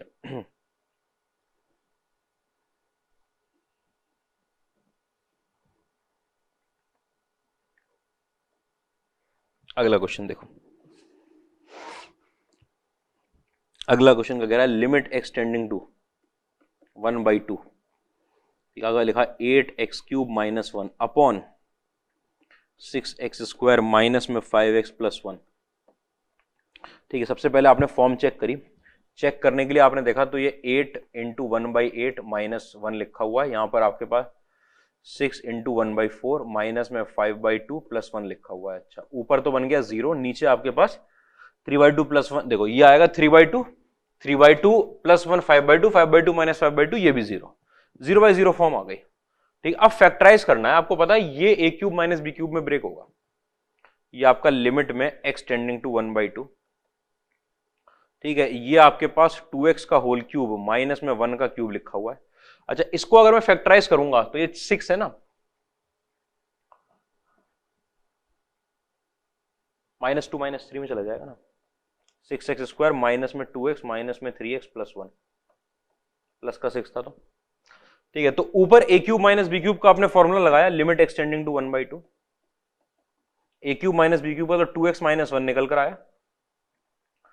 ठीक है, और क्या निकल कर आएगा आपके पास, 4x² + 2x + 1, x² + x + 1 आता। ठीक है, नीचे क्या आया निकल के, नीचे आपने यहां से कॉमन ले लिया 2x, आपके बचा 3x - 1, -1 कॉमन लिया, आपके बचा 3x - 1। ठीक है, मतलब ये निकल कर आया आपके पास लिमिट एक्सटेंडिंग टू 1/2, 2x - 1 के साथ लगा हुआ है आपके पास 4x² प्लस में 2x + 1, और नीचे लगा हुआ है आपके पास 3x - 1 के साथ 2x - 1। ठीक है, ये 2x - 1 से 2x - 1 काट दिया, दिस अपॉन दिस बचा, और ये x टेंडिंग टू 1/2 में यही वो फैक्टर था जो 0 बना रहा था, वो कट गया। अब आप वैल्यू पुट करो, वैल्यू पुट करोगे देखो ये निकलेगा 1 + 1 + 1 ऊपर, नीचे आपके पास 3/2 माने 1/2, मतलब कि 6 आएगा। आंसर कितना है इसका, 6। यहां x की जगह 1/2 पुट करूंगा, 4 × 1/4 1, 2 × 1/2 1, ये 1, नीचे 1/2, 3/2 - 1 1/2। इतनी बात में कोई तकलीफ नहीं। ठीक है, यहां से एक पॉइंट लगाते हैं छोटा सा। क्या पॉइंट लगाते हैं, एक आपके लिए लर्निंग में दे रहा हूं। अरे स्पेलिंग ही गलत, लर्निंग। क्या लर्निंग है आपके लिए कि अगर आपका x जो है 1 को टेंड कर रहा है, इसका मतलब ये होता है कि x - 1 जो है वो 0 को टेंड करेगा। सोचो x की वैल्यू अगर 1 की तरफ जा रही है, इसका मतलब इस x की वैल्यू 1 की तरफ जा रही है। अगर ये 1 की तरफ जा रहा है तो 1 - 1 ये वाला टर्म किसकी तरफ जा रहा है, 0 की तरफ जा रहा है। ऐसा तो आपने कॉन्सेप्चुअली सोचा कि x की वैल्यू अगर 1 को टेंड कर रही है, तो अगर ये फैक्टर कहीं लिखा हुआ हो, तो अगर ये वैल्यू 1 की तरफ टेंड कर रही है तो 1 - 1 कहां टेंड कर रहा होगा, 0 की तरफ। बहुत बढ़िया, ठीक है। इसका लेकिन आपको लगेगा कि ये हुआ क्या, ये तो 1 को इधर ले आए, बस 1 को इधर, जैसे =2 के साइन में इक्वेशन में करते थे, इधर ले आए उधर 0 छोड़ दिया। हाँ यही किया है, यही किया है। आप क्या कर सकते हो, टेंडिंग साइन को =2 की तरह मान सकते हो जब आप सब्स्टिट्यूशन करने जा रहे हो। क्या सब्स्टिट्यूशन, अगर आपके पास x मान लो टेंड कर रहा है a को, तो आप लिख सकते हो हमेशा x - a आपका टेंड कर रहा है 0 को। अगर आपका x टेंड कर रहा है y को, तो आप हमेशा लिख सकते हो x - y टेंड कर रहा है 0 को। ठीक है, अगर आपका x जो है टेंड कर रहा है साइन थीटा को, तो आप हमेशा लिख सकते हो कि x - साइन थीटा किसको टेंड कर रहा होगा, 0 को टेंड। ठीक है, अगर आपका x टेंड कर रहा है आपके पास ln y को, तो आप उसे लिख सकते हो, अगर इसे =2 के साइन की तरह मान नहीं है, लॉग हटाऊंगा इधर जाएगा, e⁻x आपका टेंड कर रहा है y को। अच्छा अच्छा अच्छा, अगर मेरा ln x जो है वो टेंड कर रहा है y को, इसका मतलब x मेरा टेंड कर रहा होगा e⁻y को, लॉग हटाया मैंने, उधर जाएगा। अच्छा अच्छा, ऐसे जाएगा, हाँ ऐसे जाएगा, ऐसे जाएगा, कोई परेशानी नहीं। अच्छा, अगर आपका एक्सटेंड कर रहा है टी स्क्वायर को, इसका मतलब अंडर रूट में एक्सटेंड कर रहा होगा टी को, अगर T positive value under root में एक्सटेंड कर रहा होगा टी को। अच्छा, मतलब कि हम इधर उधर वो काम कर सकते हैं जो इक्वल टू के साइन में करते आए थे। अच्छा, ऐसा जरूरत क्या पड़ती है, जरूरत क्या पड़ती है अभी लाता हूं, पहले तो मैं लिखवा दूं point, tending sine can be treated as, ठीक है, इक्वल टू, ठीक है, इन सब्स्टिट्यूटिंग। सब्स्टिट्यूट अगर आप करने जा रहे हो तो टेंडिंग साइन को, कि आपके पास अगर आप x माइनस ए को कुछ, x माइनस वन को कुछ रखने जा रहे हो आप, ठीक है, तो आपका x तो वन को टेंड कर रहा था, मान लो आप x माइनस वन को t रखने जा रहे हो, तो आपको ये देखना पड़ेगा ना कि t कहां टेंड करेगा, तो t किसको टेंड करेगा, जीरो को टेंड करेगा। ठीक है, बिल्कुल सिंपल सी बात कि अगर आपका x जो है वो टेंड कर रहा है, ठीक है, 3 प्लस वाई को, तो x माइनस वाई किसको टेंड करेगा, आपका 3 को टेंड करेगा। इतनी बात में कोई तकलीफ तो नहीं होगी, वाई को इधर ले आया मैं।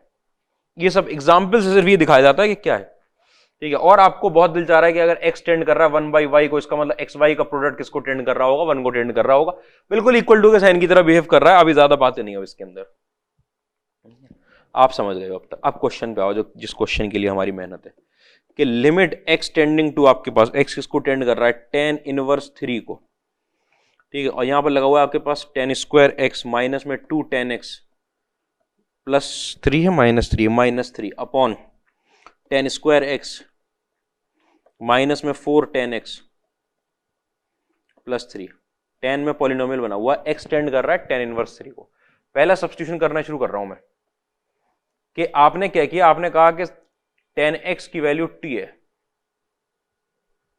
अच्छा, tan x की वैल्यू t है, अच्छा बहुत बढ़िया है, ठीक है। आपका x टेंड कर रहा था tan इनवर्स 3 को, x टेंड कर रहा था tan इनवर्स 3 को। इस tan इनवर्स को अगर मैं इधर ले आऊंगा तो आपको पता है इनवर्स फंक्शन जब इधर आएगा तो आपका tan x टेंड कर रहा है, इसका मतलब tan x टेंड कर रहा है 3 को, और अगर tan x को t पुट कर दिया आपने, इसका मतलब t किसको टेंड कर रहा है, 3 को टेंड कर रहा है, ये सब्स्टिट्यूशन।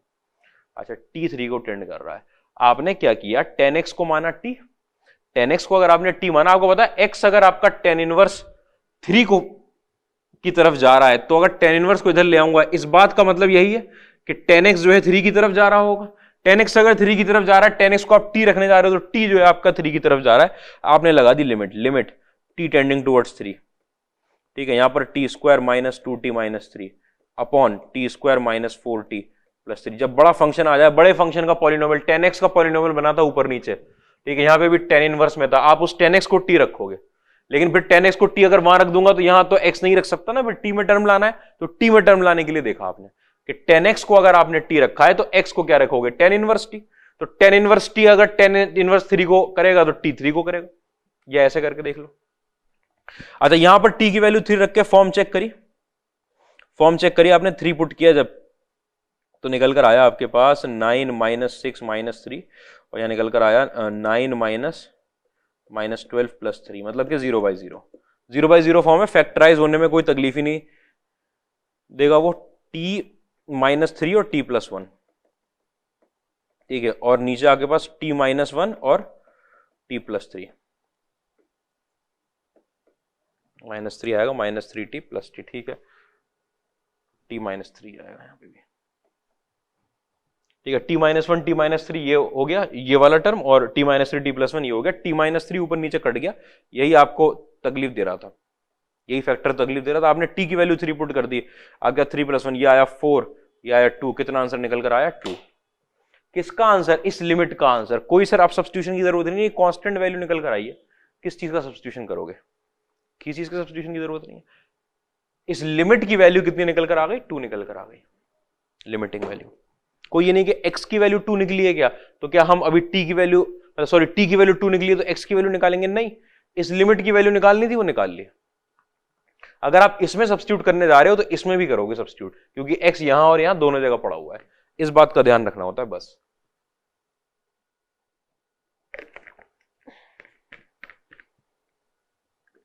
इतनी बात में तकलीफ नहीं रही होगी, उम्मीद है। आ गया हूं तीसरे मेथड पे। क्या क्या हो गया आपके पास, रैशनलाइज करना और फैक्टराइज करना। तीसरा मेथड आता है आपके पास binomial approximation.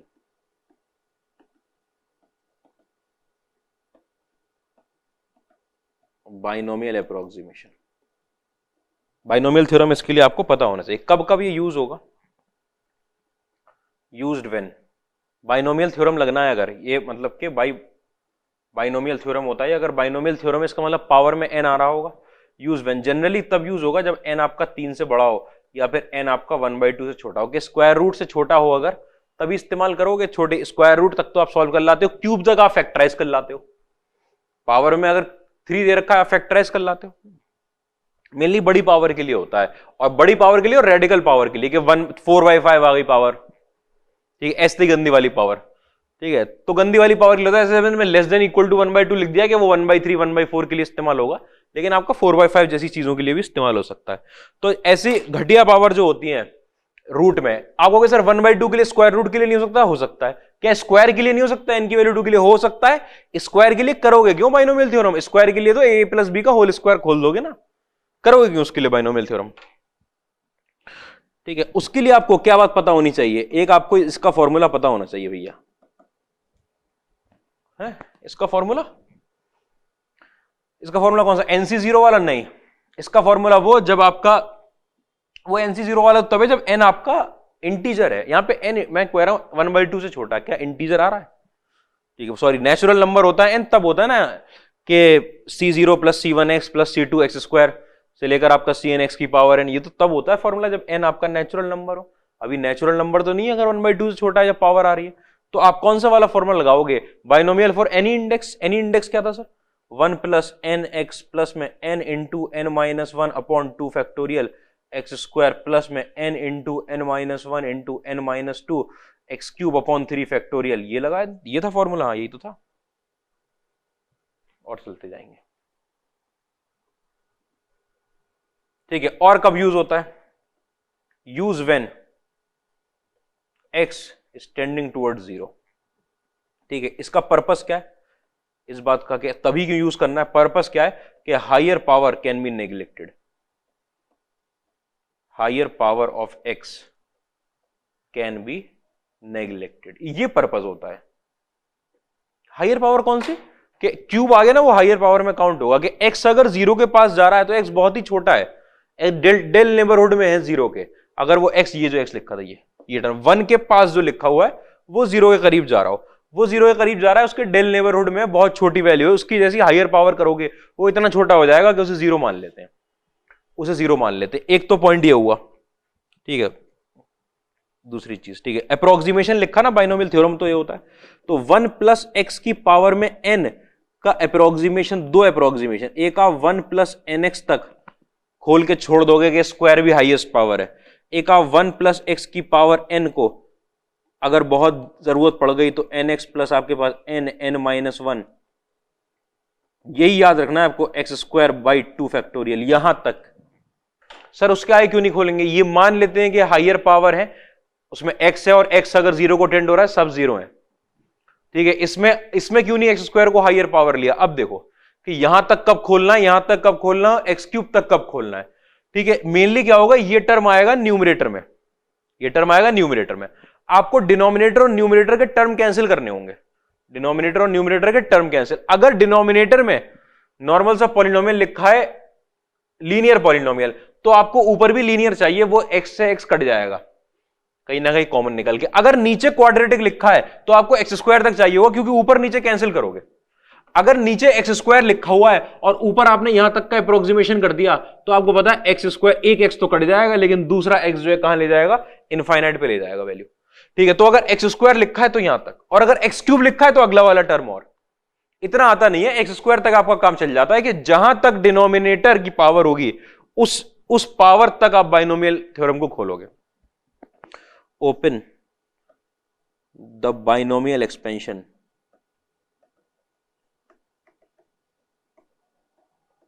Up to the power of x equal to power of x in denominator, denominator, या फिर अगर ये डिनोमिनेटर में तो power in numerator.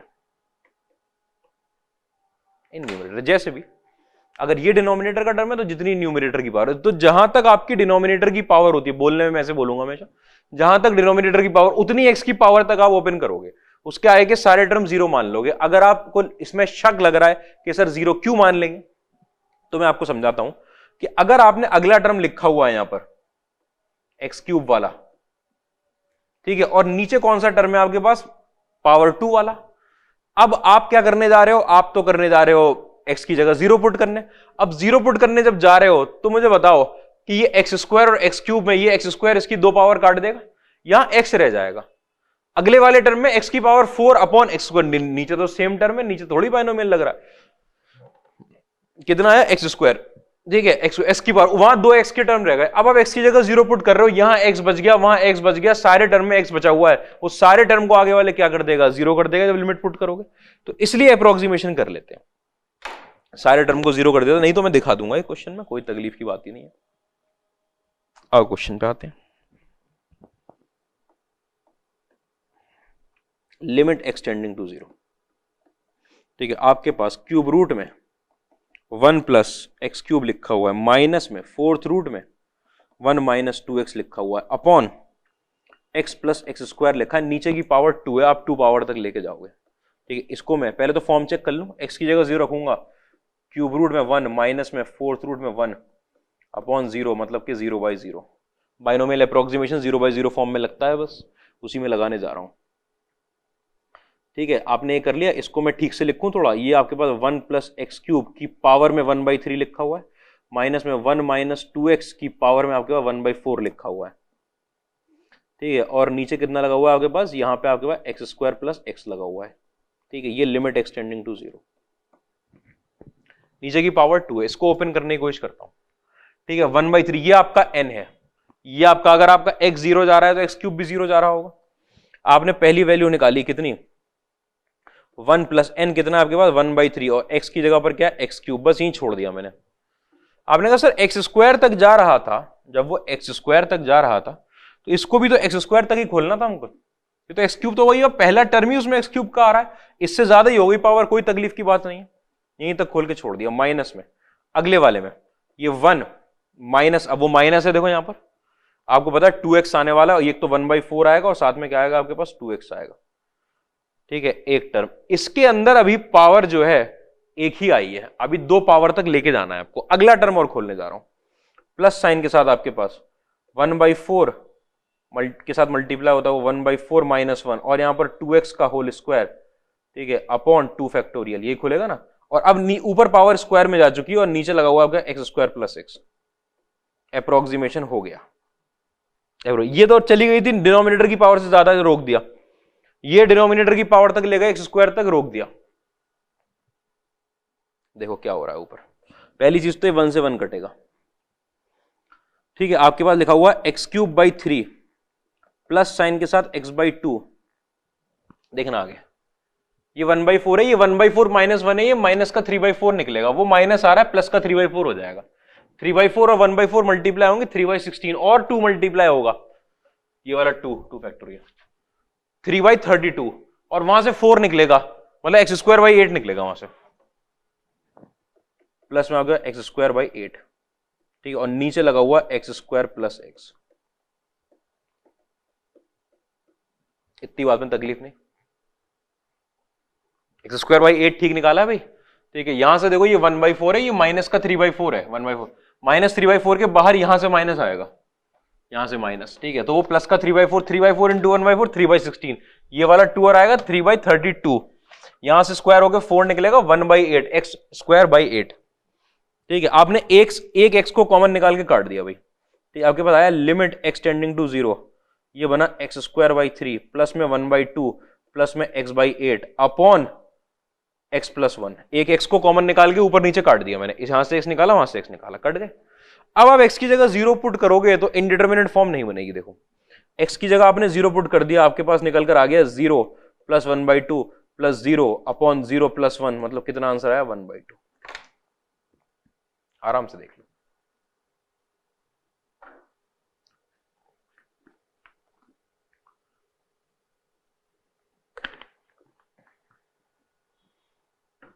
Higher power तो जानी ही थी। देखो आपका एक्स क्यूब की पावर वाला टर्म जीरो हो गया, एक्स क्यूब है, एक्स स्क्वायर वाला भी जीरो हो गया।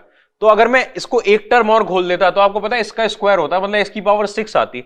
जब एक्स क्यूब पे जीरो कर दिया उसने, एक्स क्यूब पे, तो 6 पावर पे तो 100% जीरो करता, क्योंकि अगर एक एक्स की पावर 6 का टर्म लगा हुआ होता तो वहां से आप एक्स कॉमन निकालते, अगर जैसे यहां निकाला है तो एक्स की पावर 5 का टर्म बचता, एक्स की जगह जीरो पुट करते वो जीरो बन जाता।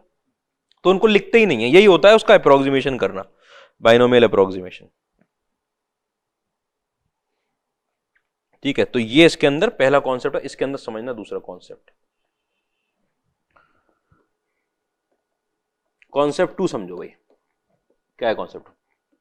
वी नीड 1 प्लस एक्स की power n to apply binomial theorem. आप x की पावर n में वी कैन नॉट अप्लाई, क्या मतलब सर, क्या बोल रहे हो? अरे 1 प्लस बाइनोमियल थ्योरम लगाने जा रहे हो ना, बाई का मतलब बाइनोमियल होना चाहिए, उसके अंदर दो टर्म होने चाहिए। अगर ऐसा आ गया कुछ तो इसमें थोड़ी लगा दोगे बाइनोमियल का फॉर्मूला। अच्छा, इसमें नहीं लगा पाएंगे, 0 प्लस एक्स लिख के नहीं तो सारे टर्म जीरो निकल आएंगे, फिर सारे टर्म जीरो निकल आएंगे उससे, तो ये खेल नहीं।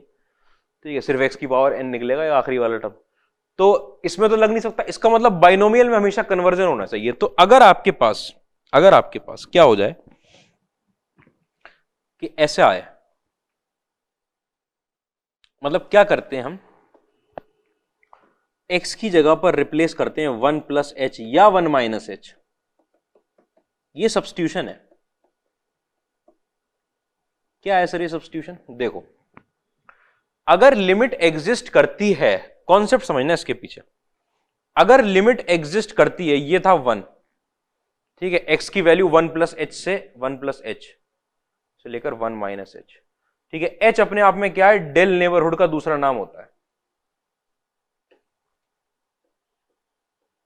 ठीक है, अब क्या है कि डेल वेल लगाना बहुत कम कर दिया है, सिर्फ कॉन्सेप्ट में बताया जाता है, और किसके अंदर चलता है? एच में बात चलती है। एच अपने आप में क्या है? डेल नेबरहुड है। ठीक है, H del neighbourhood, very very small value.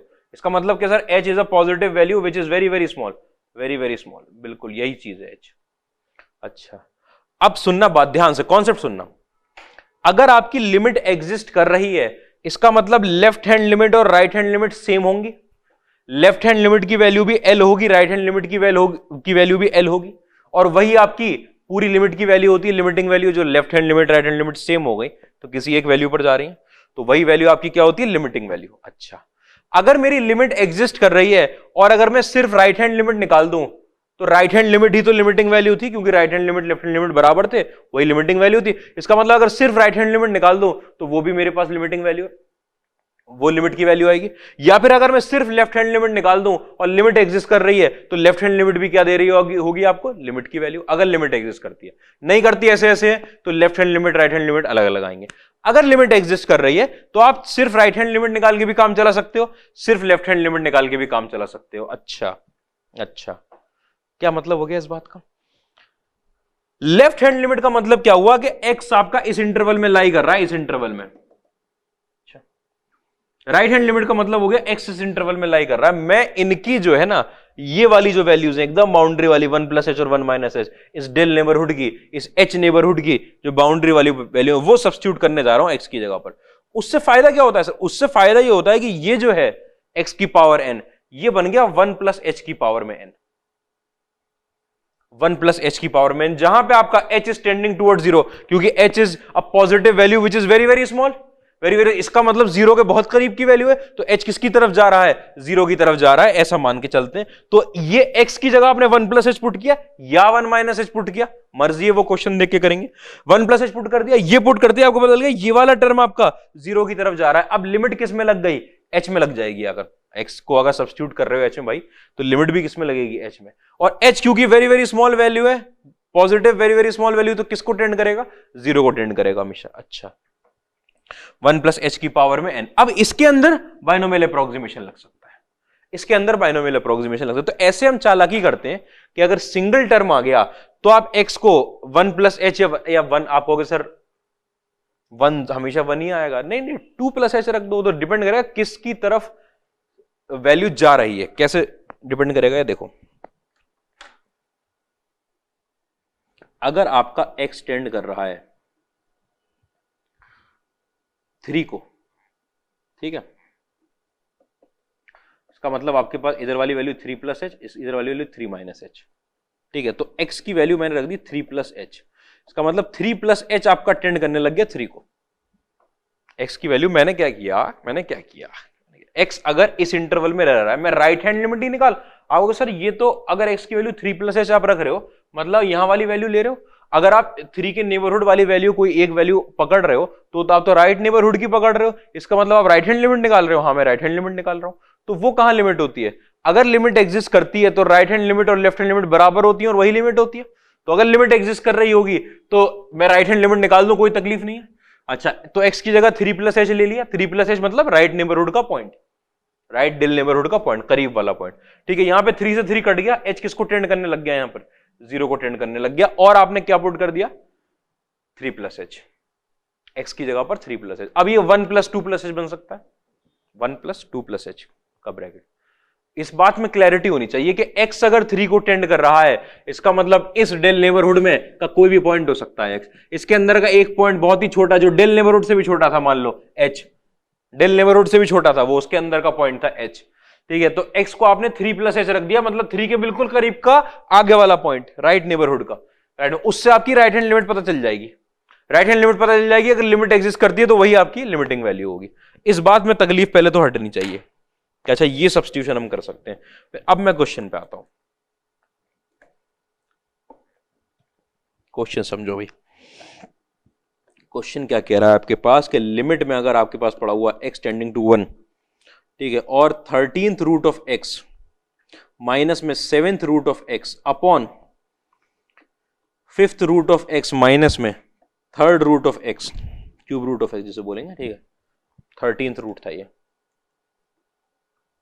ये तो आपको लिमिट की वैल्यू सॉल्व करनी है। आपने वैल्यू पुट करी भाई, सबसे पहले तो चेक की फॉर्म चेक करी, 1 माइनस 1 अपॉन 1 माइनस 1 मतलब 0/0 फॉर्म। बाइनोमियल अप्रोक्सीमेशन आपको पता है 1/13 है इसकी पावर।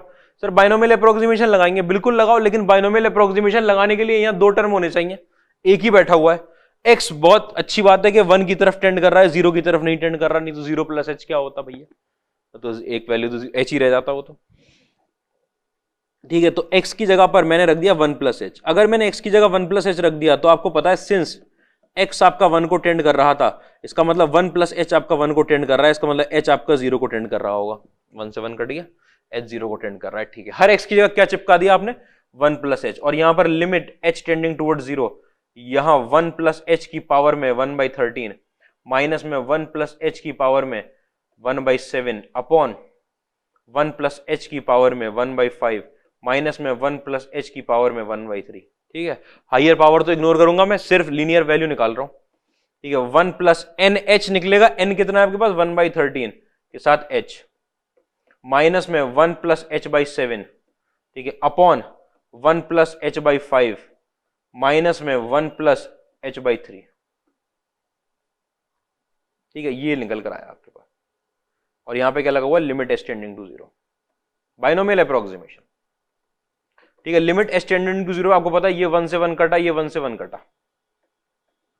ठीक है। ये h/13 माइनस h/7 लिखा हुआ है, देखो ऊपर h/13 माइनस h/7, ठीक है। और यहां लिखा हुआ है h/5 माइनस में h/3, ठीक है। और ये लगा लिमिट h टेंडिंग टू 0।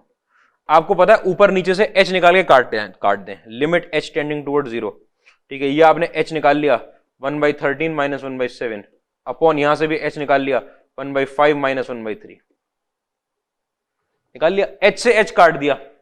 अब आप लिमिट पुट करो, अब कुछ h ही नहीं है पुट करने के लिए, ये कांस्टेंट वैल्यू लिखी है कि कोई भी लिमिट लगा रहे हो अगर कांस्टेंट वैल्यू पर तो वही कांस्टेंट वैल्यू आंसर होता है। वही कांस्टेंट वैल्यू अगर आपका आंसर हो गया तो -6/91 तो निकल आया यहां, और -2/15 निकल कर आया यहां, ठीक है। कितना हो गया भाई? -6/91, 13 × 7 91 होता है, और 7 - 13 होगा -6, बिल्कुल ठीक है। ये और ये कट गए, ठीक है। इसने इसको काटा और 3 बनाया, ठीक है। तो वो निकल कर आया 45/91। देखो 45/91 आंसर है इसका, यही है, वो लिखा है आंसर में तो खैर सिर्फ, ठीक है। बात समझ में आ रही है? 1 प्लस एच बनाने के पीछे, 1 प्लस एच बनाने के पीछे 45/13 को टेंड कर रही है वैल्यू। अच्छा अच्छा, सही, बढ़िया है, कोई प्रॉब्लम की बात नहीं।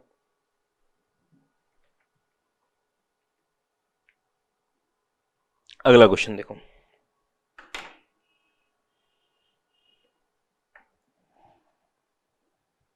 अगला क्वेश्चन आपसे क्या कह रहा है कि limit X tending to -1 cube root of, आपके लिखा हुआ 7 - x, बहुत बढ़िया है, -2 अपॉन x+1, सही है। इसकी लिमिटिंग वैल्यू निकालनी है, उसके लिए देखो आपने क्या किया, आपने सबसे पहले फॉर्म चेक करी, ठीक है, तो ये बन जाएगा 8 का क्यूब रूट -2 अपॉन यहां पर -1 + 1 मतलब 0/0 फॉर्म, ठीक है। आपके पास लिखा हुआ है 7 - x की पावर में 1/3 -2 upon x+1, limit X tending to -1। मैं बात क्लियर करूं कि अगर आपने यहां बाइनोमियल लगाया तो एक तो 7 का टर्म आएगा, ये 1 नहीं है, ऊपर से ये वाला जो x है ये -1 को टेंड कर रहा है। अच्छा, ये वाला x को टेंड कर रहा है, -1 को टेंड कर रहा है। अच्छा अच्छा, तो अगर ये वाला x मेरा -1 को टेंड कर रहा है तो आपको पता है हायर पावर जो होंगी x की, अगर x 0 को टेंड कर रहा होता तो 0 के पास होता, मतलब बहुत छोटी डेसिमल वैल्यू होती, उसकी पावर बढ़ती तो वो 0 हो जाता। अगर x की वैल्यू -1 की तरफ टेंड कर रही है तो या तो -1 से थोड़ी सी बड़ी होगी या थोड़ी सी छोटी, तो हायर पावर उसकी 0 नहीं निकालेंगे, 0 निकालेंगे। तो पहला कॉन्सेप्ट जो था कि तभी लगेगा, एक तो 2 टर्म होने चाहिए, ठीक है, एक तो दूसरा कॉन्सेप्ट क्या था कि 2 टर्म होने चाहिए भाई, और पहला क्या था कि तभी लग सकता है जब ये वाला x जो है किसको टेंड कर रहा हो, 0 को, क्योंकि हायर पावर इग्नोर करेंगे। अच्छा, ऐसा है ये, तो क्यों ना ऐसा कर दिया जाए कि x+1 को, x अगर -1 को टेंड कर रहा है, देखो यहां पे देखना -1 को, तो ये -1 + h की वैल्यू होगी और ये वाली -1 - h की वैल्यू, नेबरहुड, ठीक है। मैं उसकी राइट हैंड लिमिट -1 + h की बात कर रहा हूं, मैंने x की जगह पर रख दिया आपके पास -1 + h, ठीक है। इसका मतलब आपका -1 + h आपका टेंड करने लगा -1 पर, क्योंकि x टेंड कर रहा था, x की वैल्यू अगर ये थी, -1 से -1 काट दिया, h टेंड कर रहा है 0 को। अच्छा, यहां से आपको पता चला कि x+1 की वैल्यू आपके पास, x+1 की वैल्यू h है, मतलब x+1 की मतलब डिनोमिनेटर क्या बनने जा रहा है, h बनने जा रहा है, बहुत बढ़िया। ऊपर क्या था आपका 7 - x, 7 माइनस में x की जगह पर -7 माइनस में x की जगह पर -1 + h, इस पूरे की पावर में लगा हुआ 1/3, माइनस में लिखा हुआ 2 अपॉन ये बना था h, x+1 लिखा था, x+1 h बन गया था। यहां पर x tending to -1, x tending to -1 आपका h टेंडिंग टुवर्ड्स 0 हो चुका है, limit h tending towards 0, methods, ठीक है। ये आपके पास बनकर आ गया, देखो 8 - h की पावर में निकल कर आया 1/3 -2 अपॉन h, ठीक है, और लिमिट h टेंडिंग टू 0। अच्छा, 8 - h निकल आया, तो हमको तो 1 वाला फॉर्मूला पता है सर, 8 वाला तो पता नहीं है, तो कोई बात नहीं, 8 को बाहर निकाल लो। अगर मैं 8 को बाहर निकाल लूंगा कॉमन लेकर तो यहां 1 बचेगा ना, हाँ तो निकाल लेते हैं, ठीक है। तो 8 को आपने बाहर निकाल लिया, तो 8 की पावर 1/3 लगा, और यहां 1 - h/8 बचेगा, फिर एक की पावर है 1/3 और माइनस में 2 और अपॉन में h और लिमिट h टेंडिंग टू 0। अच्छा अच्छा, तो अगर आपका h 0 की तरफ जा रहा है तो h/8 तो और छोटी वैल्यू है, वो भी कहां जा रही होगी, 0 की तरफ जा रही होगी, कोई तकलीफ तो नहीं इसके अंदर कि h/8 कहां जा रहा होगा, h/8 भी 0 की तरफ, जब h 0 की तरफ जा रहा है तो h/8 भी 0 के पास। लेकिन अब ये 2 टर्म बन गए, बाइनोमियल बन गया, इसको मैं किस पावर तक खोलूं, जितनी डिनोमिनेटर में, तो ये तो लिखा हुआ है देखो 2, उसके साथ आपने खोला 1 माइनस n, कितना है आपके साथ 1/3 इंटू x, कितना है आपके पास h/8, 1 + nx खोलते थे, x ही आपका नेगेटिव है तो 1 - nx खुलकर आया, ठीक है, और ये लिखा हुआ है -2, ठीक है, अपॉन में लगा हुआ h और लिमिट h टेंडिंग टू 0, कोई तकलीफ नहीं। अच्छा, इसको आप, इसमें से अगर आपने 2 पूरे में से बाहर निकाल लिया तो देखो लिमिट h टेंडिंग टू 0, ये लगा हुआ है 1 - h/24 -1 अपॉन h, ये लगा क्या, ये 2 और वो 2 बाहर निकल गए, वो माइनस का 1 बचता वहां पर, ठीक है, ये 1 से 1 कट गया, ये h से h कट गया, अब आपको पता है 2 इंटू -1/24 बचा सिर्फ आपका, मतलब कि -1/12, लिमिट कहां गई, अरे पुट कर दी यहीं पर, तो पुट करने के बाद कोई असर नहीं आया, नहीं क्या असर आएगा जब h बचा ही नहीं उधर, कांस्टेंट ही बचा, तो क्या असर आएगा, -1/12। ध्यान से, मेथड से।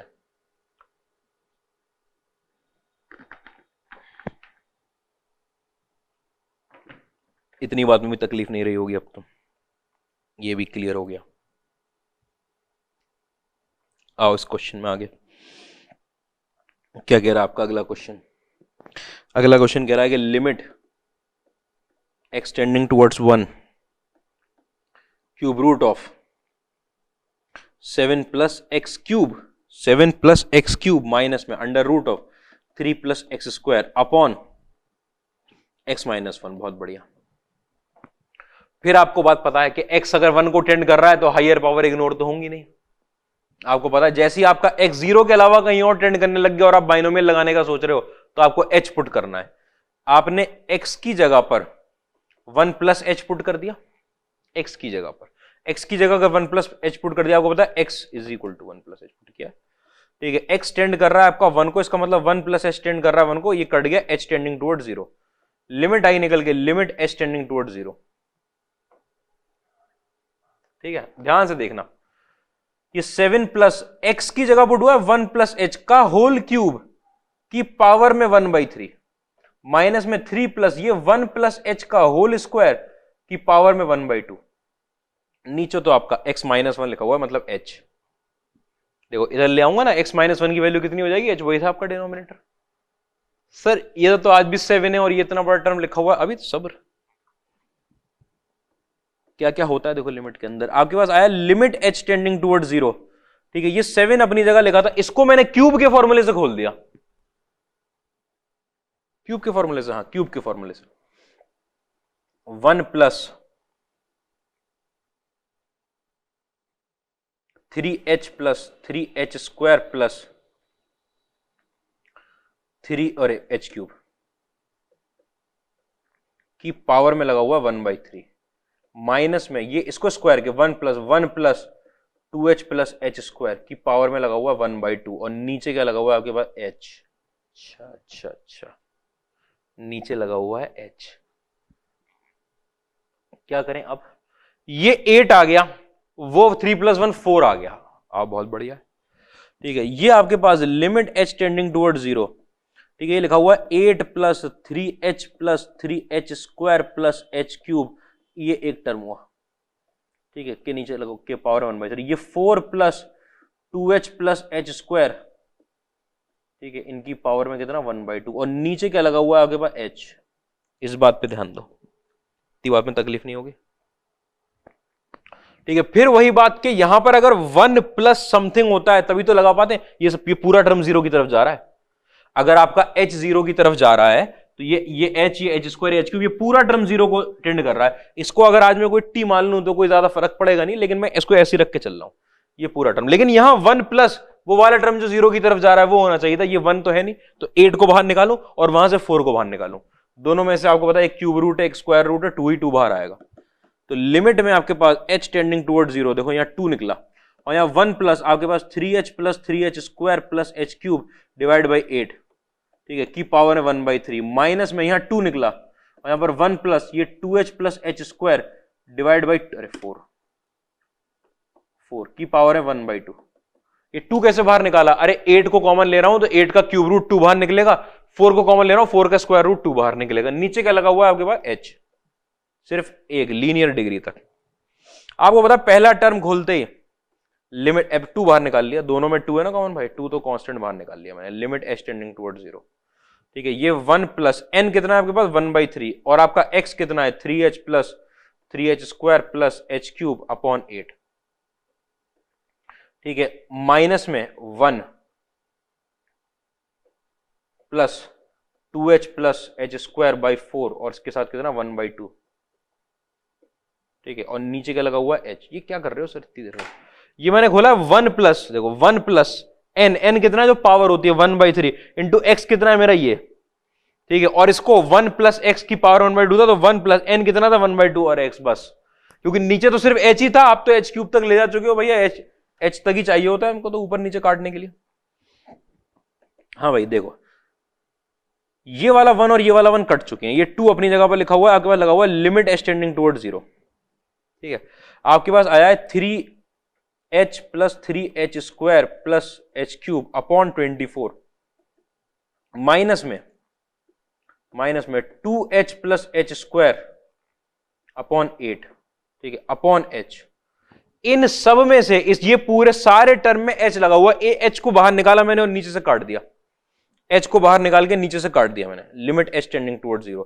ये बचा आपके पास 3 plus 3h plus h square upon 24 minus में 2 प्लस h अपॉन 8, कट गया ऊपर नीचे h कॉमन निकाल लिया था यहां से, तो यहां बचा 3, यहां 3h बचा, यहां h स्क्वायर बचा, यहां 2 बचा, यहां सिर्फ h बचा और नीचे वाला h कट चुका है। अब आप लिमिट पुट कर दो।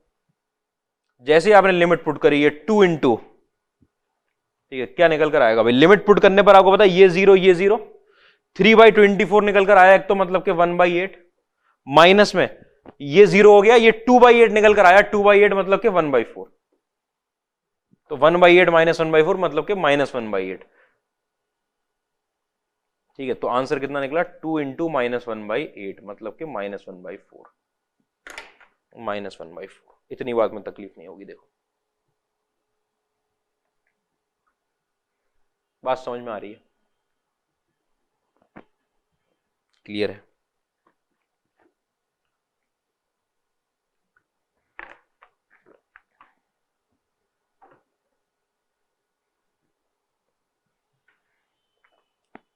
आओ एक और क्वेश्चन देख लेते हैं फिर।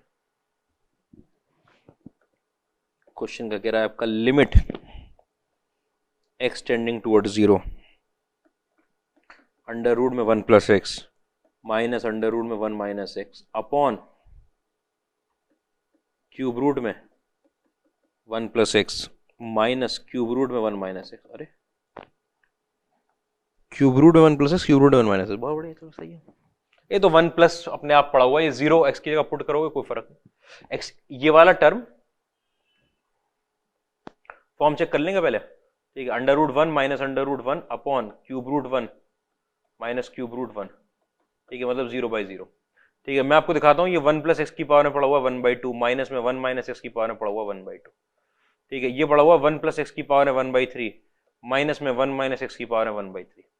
ठीक है, ये लगा हुआ है आपके लिमिट एक्स टेंडिंग टू 0। आपको पता है ये 1 प्लस वाले टर्म है सारे, सिर्फ एक्स वाले नहीं 1 प्लस वाले हैं। उसके अंदर जो ये एक्स वाला टर्म है जिस पे बाइनोमियल लगने जा रहा है वो 0 को टेंड भी कर रहा है, इसकी हायर पावर हम इग्नोर करेंगे, डायरेक्ट लगाएं। 1 प्लस आपको पता है x/2 माइनस में 1 माइनस x/2। ठीक है, नीचे आपके पास 1 प्लस x/3 माइनस में 1 माइनस x/3। तो सिंपल निकल कर आएगा, ये और ये कट गया, आपके पास लिमिट एक्सटेंडिंग टू 0 भी चल रहा है। ठीक है, ये x/2 प्लस x/2 ऊपर आपके पास लिमिट एक्सटेंडिंग टू 0 में x बन गया, x/2 प्लस x/2 मतलब x, यहां पर 1 से 1 कटे, x/3 प्लस x/3 मतलब 2x/3, 2x/3, ये और ये कट गया, कितना आंसर निकल कर आया 3/2। Simple question. किस चीज से हो रहे हैं सारे क्वेश्चन? ये सारे क्वेश्चन हो रहे हैं बाइनोमियल अप्रोक्सीमेशन से। थ्योरम खोला है बाइनोमियल का, दो टर्म निकले। आपको पता है पावर, अगर ऐसी पावर आ जाती है तो असलियत में कितने टर्म आते हैं, इनफाइनाइट टर्म की सीरीज बनती है वो, लेकिन 2 टर्म, क्योंकि हायर पावर सब 0 हो जाएंगे। इतनी बात में मुझे उम्मीद है आपको तकलीफ नहीं होगी।